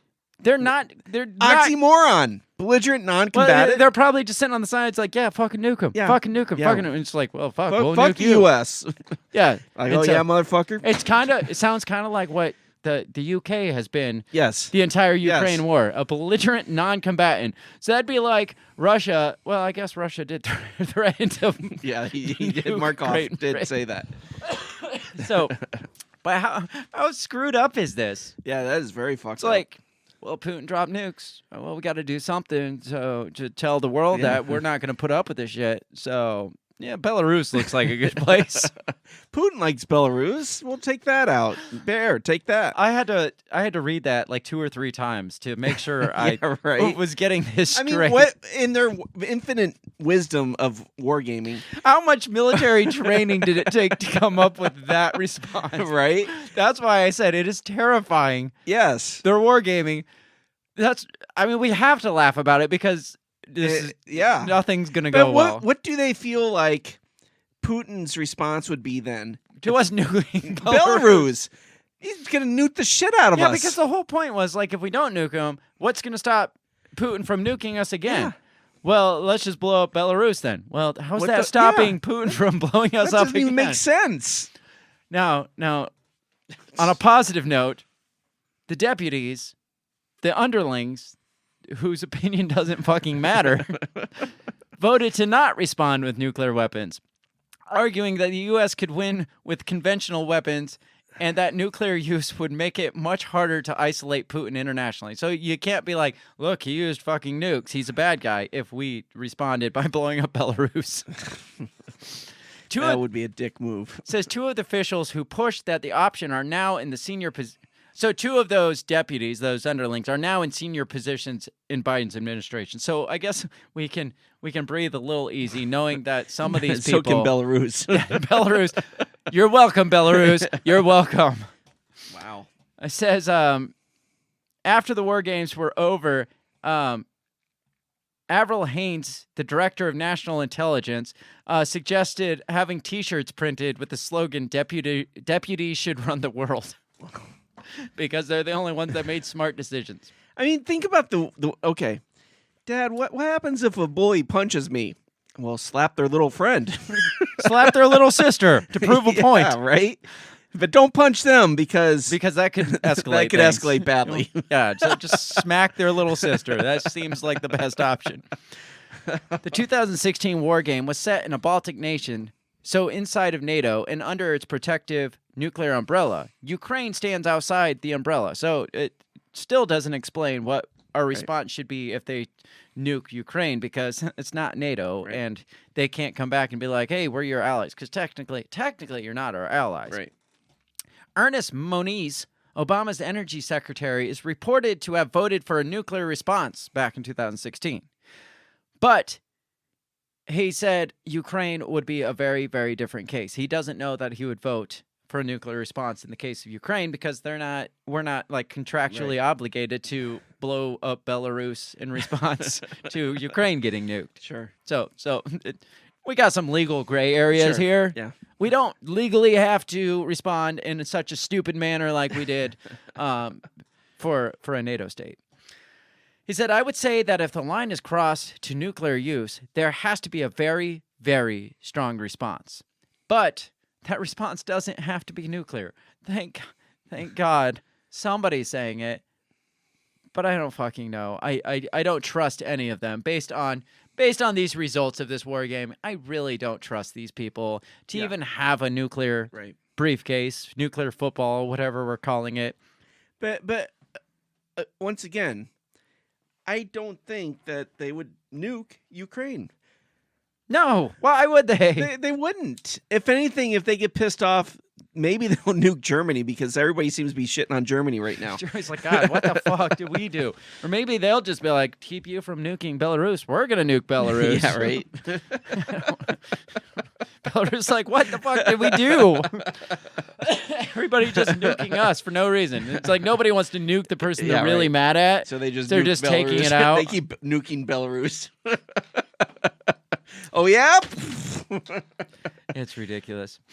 The real question, I guess, today is, are nukes our real concern? Because I mentioned at the beginning, like, what if all this nuclear talk is just talk to keep us from looking at, like, we're all looking and watching to see if the nuclear submarines are moving, if the people are moving the freaking Armageddon drones into position, and we're like, no. And the whole time, they're being much, much sneakier and much smarter about their methods. Because breaking news today is that apparently Russians hacked our airports today. Yes. Or at least it was reported today. Yes. Let me find that one. Yeah, and I've always attested that if a nuke goes off, it's not going to be a first world power. Mm-mm. It's not going to be a superpower. It's going to be some rogue state. It's going to be some NGO that uses it, or some like crazy dictator type leader of a second world country like Kim Jong-un, which I'm going to talk about here pretty quick too. But first of all, let's talk about this Russian hack instead, because while we're talking about whether or not Putin's going to shoot nukes at us, Russian hackers, supposedly Russian-speaking hackers, I apologize, Russian-speaking hackers launched cyber attacks at various U.S. airports. First of all, do hackers like speak a language?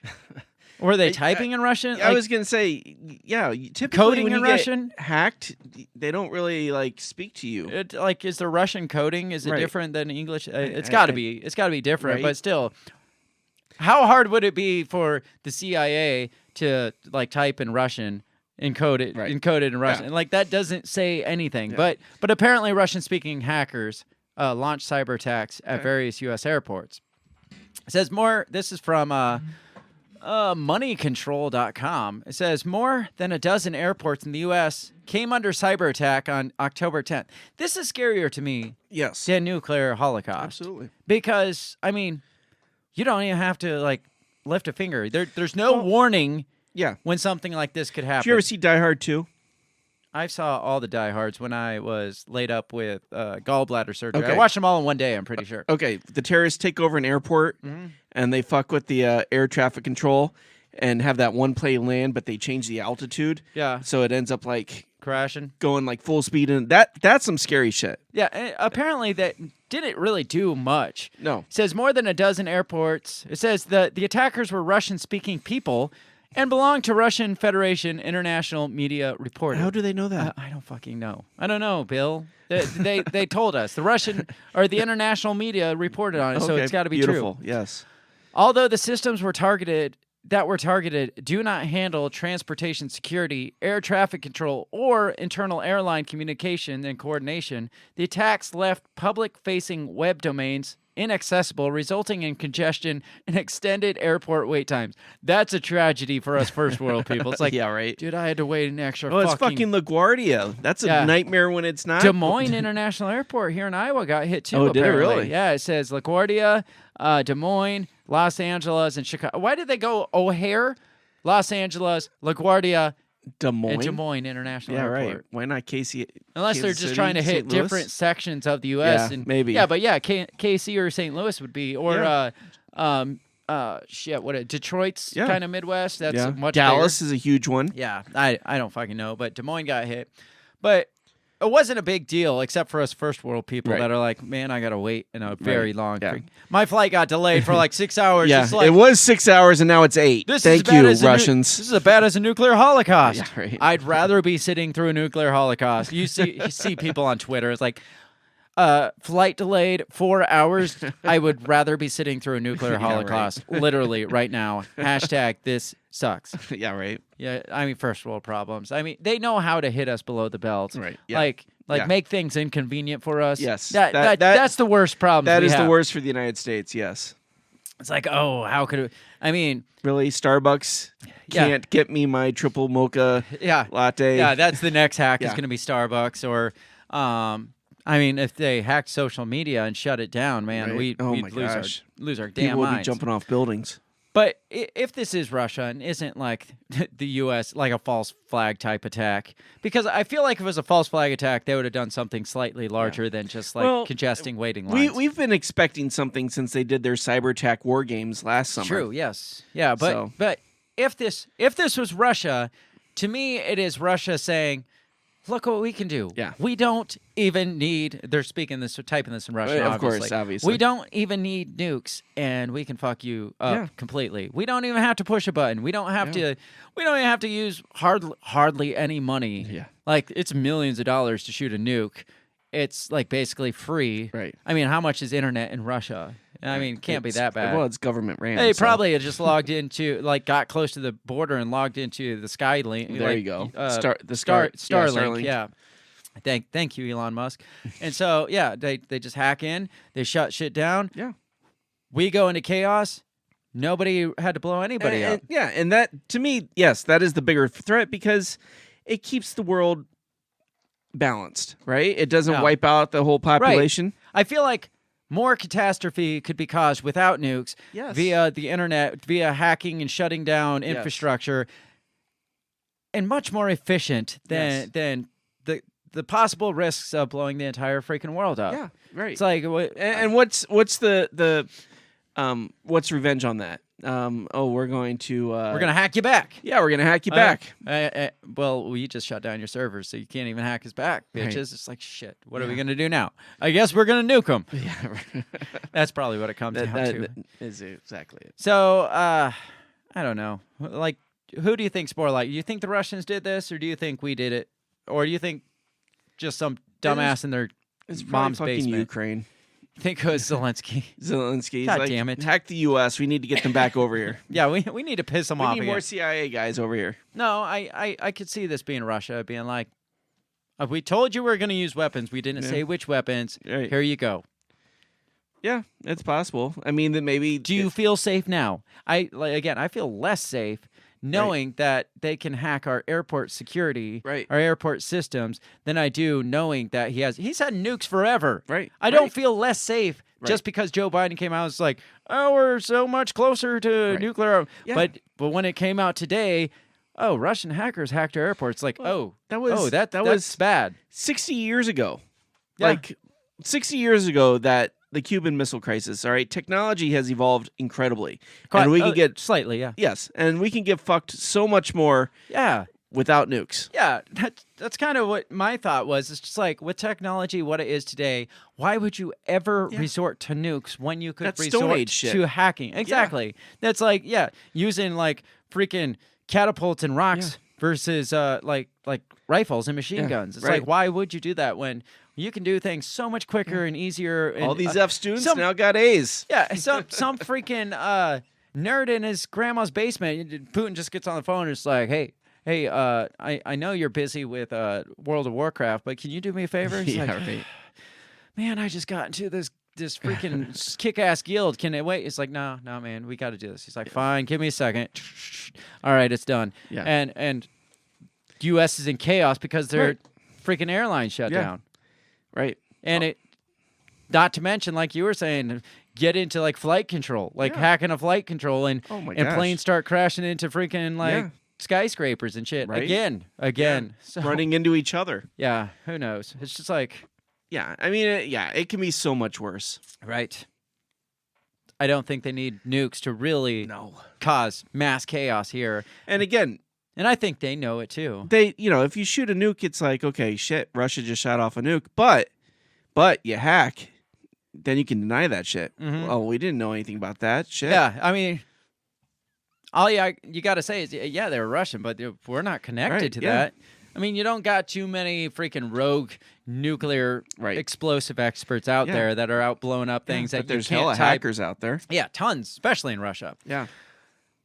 The real question, another side question, is why are we so focused on Russia and nuclear holocaust when we literally have North Korea shooting missiles over Japan the last couple weeks? I thought Dennis Rodman took care of that. I thought, Trump kind of did too, but then Biden comes in, it's like, nah, we're shutting that shit down. That's why we need Trump back. Yeah, we need Trump and Rodman. Rodman for vice president. Oh my gosh, absolutely. definitely. That would be the ticket to end all elections, which is not a good thing. So apparently, North Korea is saying that all their tests as of lately, which they've shot off like 7 this month, and they've shot off I think 25 this year, all of these are practice for tactical strikes, nuclear strikes on South Korea. Again, on a fucking neighbor. The difference is, I could fucking see Kim Jong-un doing this, though. Oh, fuck yeah. Yes. I couldn't see Putin doing it because he's too calculated. Yes. He's not a loose cannon type. Yes. Kim Jong-un, on the other hand, He is the definition He's of what loose you're cannon. talking about. Yes. Like, if it's going to come from somewhere, it's going to come from some like second, third world country. There you go. North Korea has nothing really to. Do they have anything to lose? Really? No. Not a whole lot. No. So it's just like, yeah. I mean, it just makes sense. Just blow up our neighbors right there. I mean, and he's got a god complex already, so he'll survive. He thinks he's invincible. Jack Skellington says, this is from back in our Hacker Talk, which was a couple minutes ago. This is old news, but that's all right. I missed the comment. It says, what's that one movie where they have some sort of hacker program that hacks anything, and they start crashing airplanes, and the billionaires are trying to buy it black market? You would know that before I would. Yeah, sounds like a good movie, though. It does sound like sounds a good awesome. If you find out, let us know. Is it Black Hat with Chris with Thor? Oh, Chris Hemsworth? Hemsworth, yeah. Huh. I haven't seen that one. I don't know. I'll have to check it out. I will find out, and I will get back to you promptly. Or I probably won't, because I'll forget. I'll remember. There you go.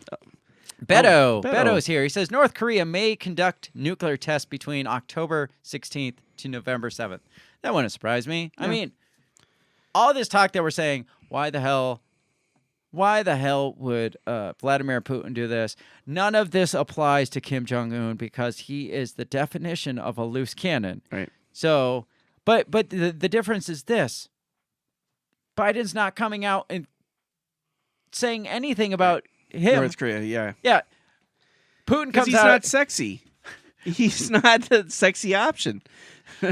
Well, it's gotta be because it goes against their agenda of anti-Russia agenda, Absolutely. like take out Putin agenda, whatever the agenda is against Russia. This doesn't apply to it, but for some reason Biden gets up and has his big speech moment against Putin, who just said, we're not ruling out anything. That's basically all he said. And he's like, oh, nuclear Armageddon. Well, then Kim Jong-un is literally over there saying, we're practicing to blow them the fuck up. Yeah. And South Biden's just like looking over here and over here. He's like, I don't know what that noise was, Jack. Yeah, right. Nobody's saying anything. And because he doesn't care about South Korea. I mean, let's be honest. Does anybody care about South? I mean, we did in the 50s, but that's when they were sexy. Yeah, they're not sexy anymore. True. That was in the 50s. So, is there anything else? There's probably nothing else in this article besides that. It says the Kim regime has tested 7 times since September 25th and 25 events since this year. So, the highest since 2017. Well, there you go. Trump got him to stop shooting shit, and then Biden came to office, and he's probably pissed that Biden's ignoring him. Oh, probably. Like, he's that kid that wants attention. It's like, why are you looking at Russia? I'm over here. I'm literally shooting shit in the air. I'm going to blow up my neighbor, too. He's like, I'm over here. I'm blowing shit up. And Biden's like, oh, Putin over here. And Kim's like, come on, can I get any attention? Who does the guy have to blow up? Like, do you know how much attention I got from Trump? I'm getting no attention from you. Beto says, the war with Russia and Ukraine has strengthened the West's enemies. Well, obviously. We that's what we have. That's what we do, is we strengthen our enemies. We don't strengthen ourselves. We strengthen our enemies. Or our allies. So, again, I don't think it's part of this agenda. No. So, yeah, they're not going to focus on it. Which is sad, though, you know. And, you know, I was reading a thing where they were talking about how apparently they're using drones from Iran in Ukraine. Oh, yeah? And so they're wondering, like, okay, is this going to change Biden's stance on giving them nuclear? So Ukraine's using the drones from Iran? No, Russia's using the Iranian drones against the Ukrainians. Okay. So, but is Ukraine using our drones? I believe against so. the Russians? Probably. Then who fucking cares? It's a thing. Okay. Speaking of the agenda, though, this former senator, U.S. senator, says that globalists are marching us towards nuclear Armageddon. That's like, basically he thinks they're kind of either intentionally marching us towards nuclear Armageddon, or they just don't give a fuck. All they care about is their war profits. Sure. If people die in the process, at least they made a bunch of money doing it. That's how it's always been. His question is kind of what we were talking about, like, this is a border dispute. His question was, this is Senator Black, or former Senator Black. What's his first name? Hang on just a sec. Let me look this shit up. Is it Jack? Jack Black, no. Richard Black is a retired Virginia state senator and retired Marines colonel. His question is, should we annihilate the entire world's population to intervene in a border war with the U.S. where the U.S. has no vital national interest? Yeah, right. It's like, even if they nuked Ukraine, it's like, do we really want to have nuclear Armageddon over a border dispute? Yeah. And basically he's saying we've kind of pushed this way further than we should have to begin with, because he says NATO had ample opportunity for peace, but deliberately chose war. The U.S. realized that with Russia's back to the wall, it would have no choice but to attack. In 2007, U.S. Ambassador to Russia, William Burns, pointedly warned that movement towards absorbing Ukraine into NATO might well trigger a war between Ukraine and Russia. Nonetheless, the Obama administration overthrew the Ukrainian president and flooded in weapons, knowing that doing so could trigger a war. So he's basically saying, hey, they've been wanting to make profit off this. This is what they've been pushing them towards to begin with. Yeah. Or since day one, since Obama administration overthrew back in 2014 or whatever. Right. I mean, this guy's got a bullet target on the back of his head right now, calling all this shit out. Man, there's a spider. Black called for an immediate end to this war by making Ukraine a neutral, non-aligned state, just as we did during the Cold War with Austria in 1955. So, I don't know. Do you think they're intentionally sending us towards this? And if they are, what would be the reasoning? Like, why would you... If your idea is to rule the world, why would you push us towards nuclear Armageddon? No, I think you called it like back at the beginning of this shit. The intention is to take out Putin. I think so. Yeah. You know, I make think him I look think as that's bad and scary as possible, Yeah. and it especially if his hands on the nuclear. What's scarier than somebody with their hands on a nuke? Yeah, it's like the WMDs all over again. Absolutely. We got to go take them out because, again, did we not learn anything from Iraq? What evidence do we have that his finger is on the nuclear button? May have learned, but they never learned. They never learned, yes. They are always doing the same shit. Yes. So I think there's a lot of profit to be made in war, and if they can continue to escalate it, and Russia kind of stands in the way from all this great agenda that they have going on. Absolutely. Yeah. But again, you know, if Emmanuel Macron is criticizing Biden for escalating shit, it's probably not good.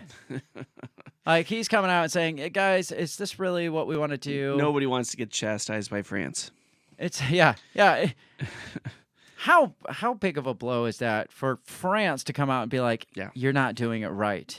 You need to do better, guys. Yeah. It's like France, of all people, France. Because he says responding to Biden's comments about Armageddon, while at the European Union summit in Prague on Friday, Macron said, we must speak with prudence when commenting on such matters. He goes on to say, resolving the war in Ukraine needed to include de-escalation and a solution that is acceptable to the leaders and the people of Ukraine. So basically he's saying, we got to de-escalate, not escalate this shit. This is kind of ridiculous.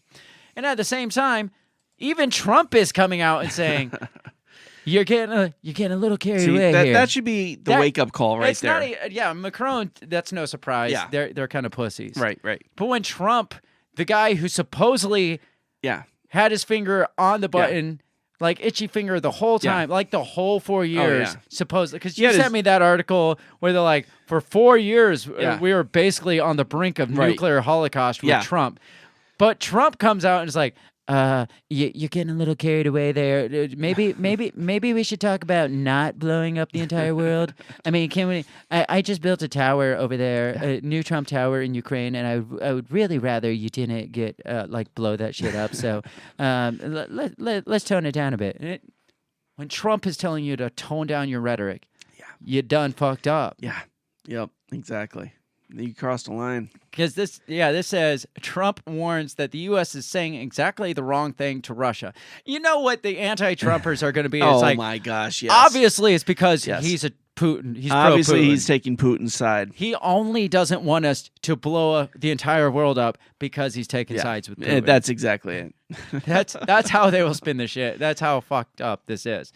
because he says they're saying the wrong things after President Biden's threat or talks about Armageddon. Says Trump said the U.S. should be urging Russia and Ukraine to negotiate peace and warned the conflict could be headed towards World War III without more careful approach. Trump. Yes. The negotiate peace. Yeah, the war hungry, like, supposedly. This is what they said. They, like, he you remember, what was it, General Milley that went to China? It was like, look, if Trump shoots nukes at you, I'll give you a call. Right, I'll give you a warning. He called their Secretary of Defense or something like that. Or it's like, look, if I mean, I'm not saying it's gonna, but if it does, I'll give you a call. I'll give you an advance warning. Yeah. This guy that they portrayed as itchy finger, push the button Trump, that he never should have had the nuclear football to begin with. This guy is telling you, can we not talk about nukes? Can we not talk about Armageddon? Right. Can we not talk about blowing the whole world up? Because that's really bad for my profits. I mean, come on. I know it's all self-serving for him to not want to blow the fucking world up, but he makes a couple good points there. And he's hoping to become president again in a couple years, you know? Well, yeah, obviously. But he wants to make sure there's still a country to be president. Yes, clearly. Or a world to be a ruler of. That's true. Yes. So you had sent me an article. I'm not going to get into it, but this article stated that Armageddon warnings, this from the Washington Post, the Armageddon warning that Biden said wasn't like from actual evidence. It was reflection of Biden's instincts about Putin. So it's like, you know, I know, Jack. I know this Putin guy. No, I'm serious. I know this guy Putin. like him in Scranton. His name was Corn Pop. I know this guy really good, really well, and this they're saying he's reflecting on his instincts about Putin. Should you trust Biden's instincts That's about what anything? my next question was. Are we really trusting Biden's instincts on, like you said, anything, let alone on nuclear holocaust? Yeah. Like the guy gets lost on the stage every time he's on the stage, doesn't know where to go, where to exit. The guy who shit his pants in front of the Pope, the guy who followed Obama around. Yeah. No, he didn't. He got lost in the corner while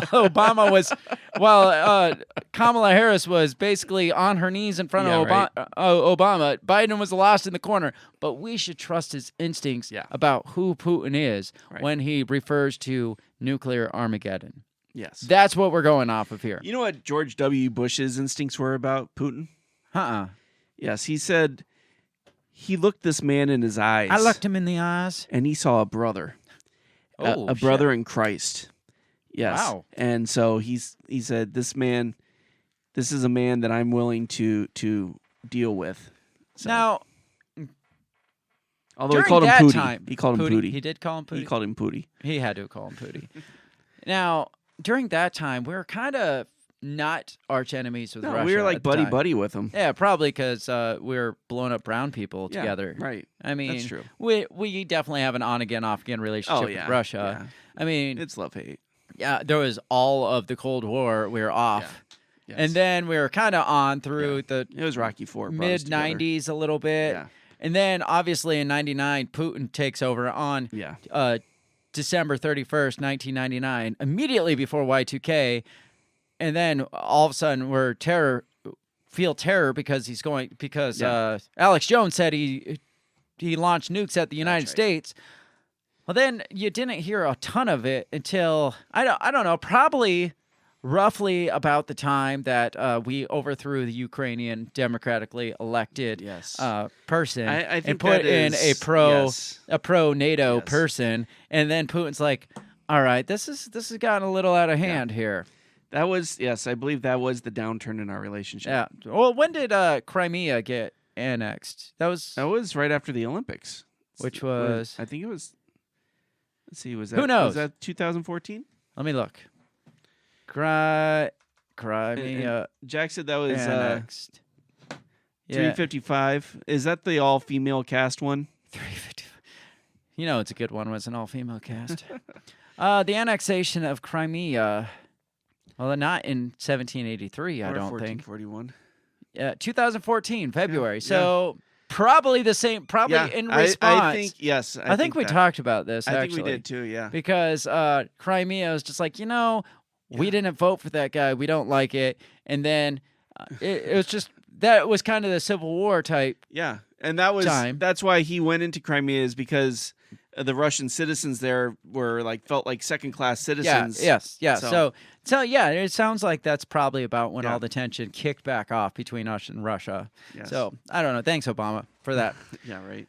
So how much of this should we take serious? How much of this nuclear Armageddon talk should we actually... Is there a point where we should be like, we should probably worry about this and pay attention to this? Okay, two options here.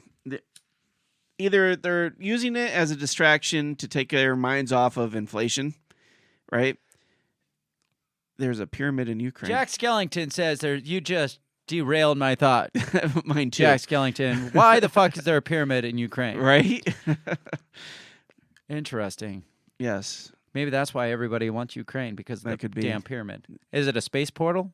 Maybe. Remains like a time of portal? Gilgamesh. I don't know. Who knows? So, yeah, either they're using it as a distraction, right, to take our minds off the inflation or all that shit, or they are planning something in-house here to do. For false flag type motives? Yes. Like what Jack Skellington was saying about the freaking the EMPs. Yeah. Jack Skellington says China is dumb as fuck and tries to hide theirs. Tries to hide their what? Their pyramids? China has pyramids too? There are pyramids all over the face of the earth. What the heck? They look fucking ridiculous and stand out. What do they do? To just put a Christmas tree on top. They just put some fake grass on it, right. Or some lights. Yeah, some Chinese dragons around it. It's there's nothing here. Yeah. Nothing to see here. I don't know. I'm gonna have to look into these pyramids all over the place. Right. But there's one at the bottom of a lake in middle of Wisconsin. What the hell? Yeah. Huh. Yeah. All right. How did we get on this I don't topic? know. Okay. Anyways, yeah. So that in my thought, that's one of the two ways they're looking to go. Which more likely? Distraction. Yeah. I think so. What was the first one again? I got derailed by the pyramids. No, it's fine. Either it was distracting us from the all right, I got to stop looking at the comments. Either distraction from inflation, or it's going to be or it's a false flag type thing. Either that, or they're trying to raise up the fear so much against Putin is that we have to take Putin out. We have no choice because he is a danger to the world. Yeah, much like Hussein. I mean, or maybe to draw support to put Ukraine into NATO, to draw us into war against Putin, well, one way or another, to draw us into war. Because if they try to say that Russia is threatening nukes on Ukraine, which again, why the fuck would he do that? He's not Kim Jong-un. The guy said that one guy, Markov. No, when they were wargaming, the Obama head guy said that, well, it'd be a different story with Ukraine because they're not NATO. So that's pretty telling to be like, well, they're a nuclear threat. We're not going to be able to do anything until we get them into NATO. So maybe we should push them into NATO quicker, and then maybe it's all just a freaking ploy to get them into NATO so that we can actually justify going to war. Well, but I mean, since this process has started, I mean, we have gained 2 new NATO members, right? Yes. So maybe it's just a marketing scheme. Yeah, a recruiting marketing scheme to get. Oh, well, you can't help Ukraine because they're not a member, but if you guys join us, we can help out. So, but fuck Belarus. Yeah, that's what this all comes down to. Belarus is going down no matter what. Fuck Belarus. That's all there is to say. Belarus is like, sorry, can we join? Right. No, fuck you, Belarus. Yeah. It's like, why does everybody hate Belarus? I know. I feel like I need to research this. I do too. I want to know why exactly they made the tactical decision. They lose their luggage at some point on a trip, and it's like, no, fuck Belarus. Oh my gosh, I don't know a lot about Belarus, but I feel like even if I knew everything about Belarus, I still wouldn't be able to justify why the U.S. I feel like that's like probably England's plan and France's plan to be like, well, no, we're going to nuke Belarus. This whole thing has just been a plot. Yes. To mess up Belarus because everybody hates Belarus. Yes. And it's just like, well, let's push Putin to launch the first nuclear weapon. Then we have a reason to nuke. So then Belarus and then is done. They're like, then we have a reason to nuke Belarus, and everybody looks around like, how is that a reason? Just go with it. Yeah, Just- we war gamed just this. fuck- This is just the way to fucking do go with it. Yeah, this makes the most tactical sense. None of this makes sense. I want to know how they became senior people. Well, in politics, they're just fucking idiots that just never got out of it, Yeah. and they're just like, Wouldn't it be great if we had a war? yeah. What if we blew up Belarus? That's all I got to say about this. Do you think we're on the brink of nuclear holocaust? No. I think we're on the brink again. Our shit hacked. Yeah. Yeah. Like all of it, all our shit. In one? There's just like minor inconveniences here and there. Shit that'll piss people off. I feel like the big one is coming when it comes to hacks, though. Yeah, I feel like there is going to be like a power grid or something that's going to be shut down. It's not gonna take that big either. No. Like you shut down a small section, and like supply lines go nuts. Like we talked about the hacking on the East Coast that like shut down a good chunk of the food industry for like a third of the United States just from shutting down the communication line. Yeah. On one section of the East Coast. Yeah. And it's like, how little would you have to shut down to cause really, really big problems for the United States? Yeah. And how much more damage would that do than setting off a tactical nuke on Ukraine? Yeah. I feel like there's more big picture things out there than what they're leaning on here. Jack Skellington says, "Do you guys pay attention to Boston Dynamics?" I do not. I don't either. It sounds familiar, but I don't pay attention to Boston Dynamics. Yeah. I feel like we should, apparently, because Jack Skellington asked us to. Absolutely. So now I'm going to. Definitely. Anyways, I feel like this is a good place to stop. Yes. I don't think like this isn't a fear porn episode by any stretch. If you've listened at all until this point, you'll know that we're calling this one bullshit. We're calling that even if we got a frowny face from Jack Skellington because of Boston Dynamics, we don't follow them. We will from now on. Yeah, Jack. definitely. I'm gonna go look it up know that now. was a thing. I didn't either. Anyways, God, I keep getting get out of the comments here. Thanks for jumping in, Jack. We love the comments and stuff. We love the back love and them forth so much that we keep getting into yes. it. It's not that I click out of there because I hate your comments. It's I click out of there because I love them too much, and That's right. I got to wrap this show up somewhere. I have no idea where I was here. Oh, you said we're calling bullshit on this one. Yeah. I am too. I don't think Armageddon's coming. Yeah. I feel like this is probably, like you said at the beginning, an off-the-cuff remark from Biden, and his handlers couldn't backpedal on it without making the U.S. look like a bunch of pussies. Right. So they're like, yeah, this is a real thing, but this is actually Biden's instincts about Putin because he's got these deep After 50 instincts. years in public service, he Like, knows. he knows. He knows how to read Putin. Biden knows a bad dude when he sees a bad dude. If anybody knows bad dudes, it's Joe Biden because he knew Corn Pop and he was a really bad dude. That's all the time we got for this week. Thanks for everybody who joined. Thanks for everybody who commented, specifically Jack Skellington, because now I have a bunch more topics I got to go research because you kept us Pyramids and Boston Dynamics. Yes, I'm going to look up both of those. Probably at the same don't time. watch 355. Don't watch that. So if you have any comments or concerns or questions, the comment section is always open. Do you think we are on the brink of nuclear holocaust or nuclear Armageddon? Is Armageddon worse than Holocaust? Holocaust comes after the Armageddon. Does it? Yeah. Okay. Yeah. So Armageddon's the beginning of a Holocaust. Yes. Okay. Yeah. I'm glad you cleared that up. Yeah. See, I did learn something today. Yes. Armageddon comes before Holocaust. Yes. Are we on the Holocaust is brink after. of Armageddon, leading us to a nuclear holocaust? Or is this just a bunch of noise to keep us looking in the wrong direction? Most likely that. But let us know what you think. We're going to get out of here. Make sure you check us out all over social media while it's not nuked. Yes. Because we get nuked. Or hacked. Or all those things. You can find us at Break the Bell Pod on all the major social media platforms, Twitter, Facebook, Instagram. Otherwise, you can find us all over the podcast platforms. If you want to like throw in your earbuds and listen later, if you didn't get to see the whole show or you don't have time, plug us in your earbuds and let us just make your life better. Yes. Yeah, do that. All over the podcast platforms. We'll talk to you next week. Make sure you show up next week for another fun episode. Same time, same channel. Every Monday night, 7 p.m. Central Standard Time. Or show up for the weekend wrap-up, which is where on the weekend we Also wrap up live. your week. Also live. We don't have a specified time. You It's don't usually get a on warning Sunday. for that one.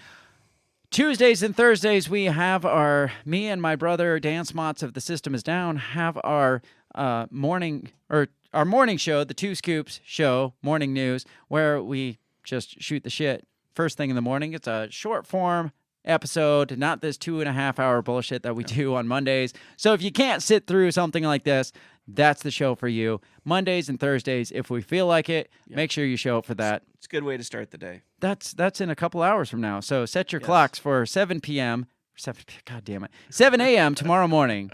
Show up for the Two Scoops Morning News. Otherwise, have a great rest of your week. We will talk to you next time. Peace. Goodbye. The Break the Bell podcast is brought to you by you. So pat yourself on the back because without you, we would be talking to ourselves. A special thanks to our Patreon members, Justin Zielinski, Remzo Martinez, Stephanie Parker, and T.O. Jacobson. A shout out to our sponsors, Run Your Mouth Coffee, the On the Run podcast, and Goulash Media. If you'd like to help support us, visit patreon.com/breakthebell or buy our garbage at breakthebell.bigcartel.com. Get back here next week and let us continue to invade your ear holes. And as always, never stop talking.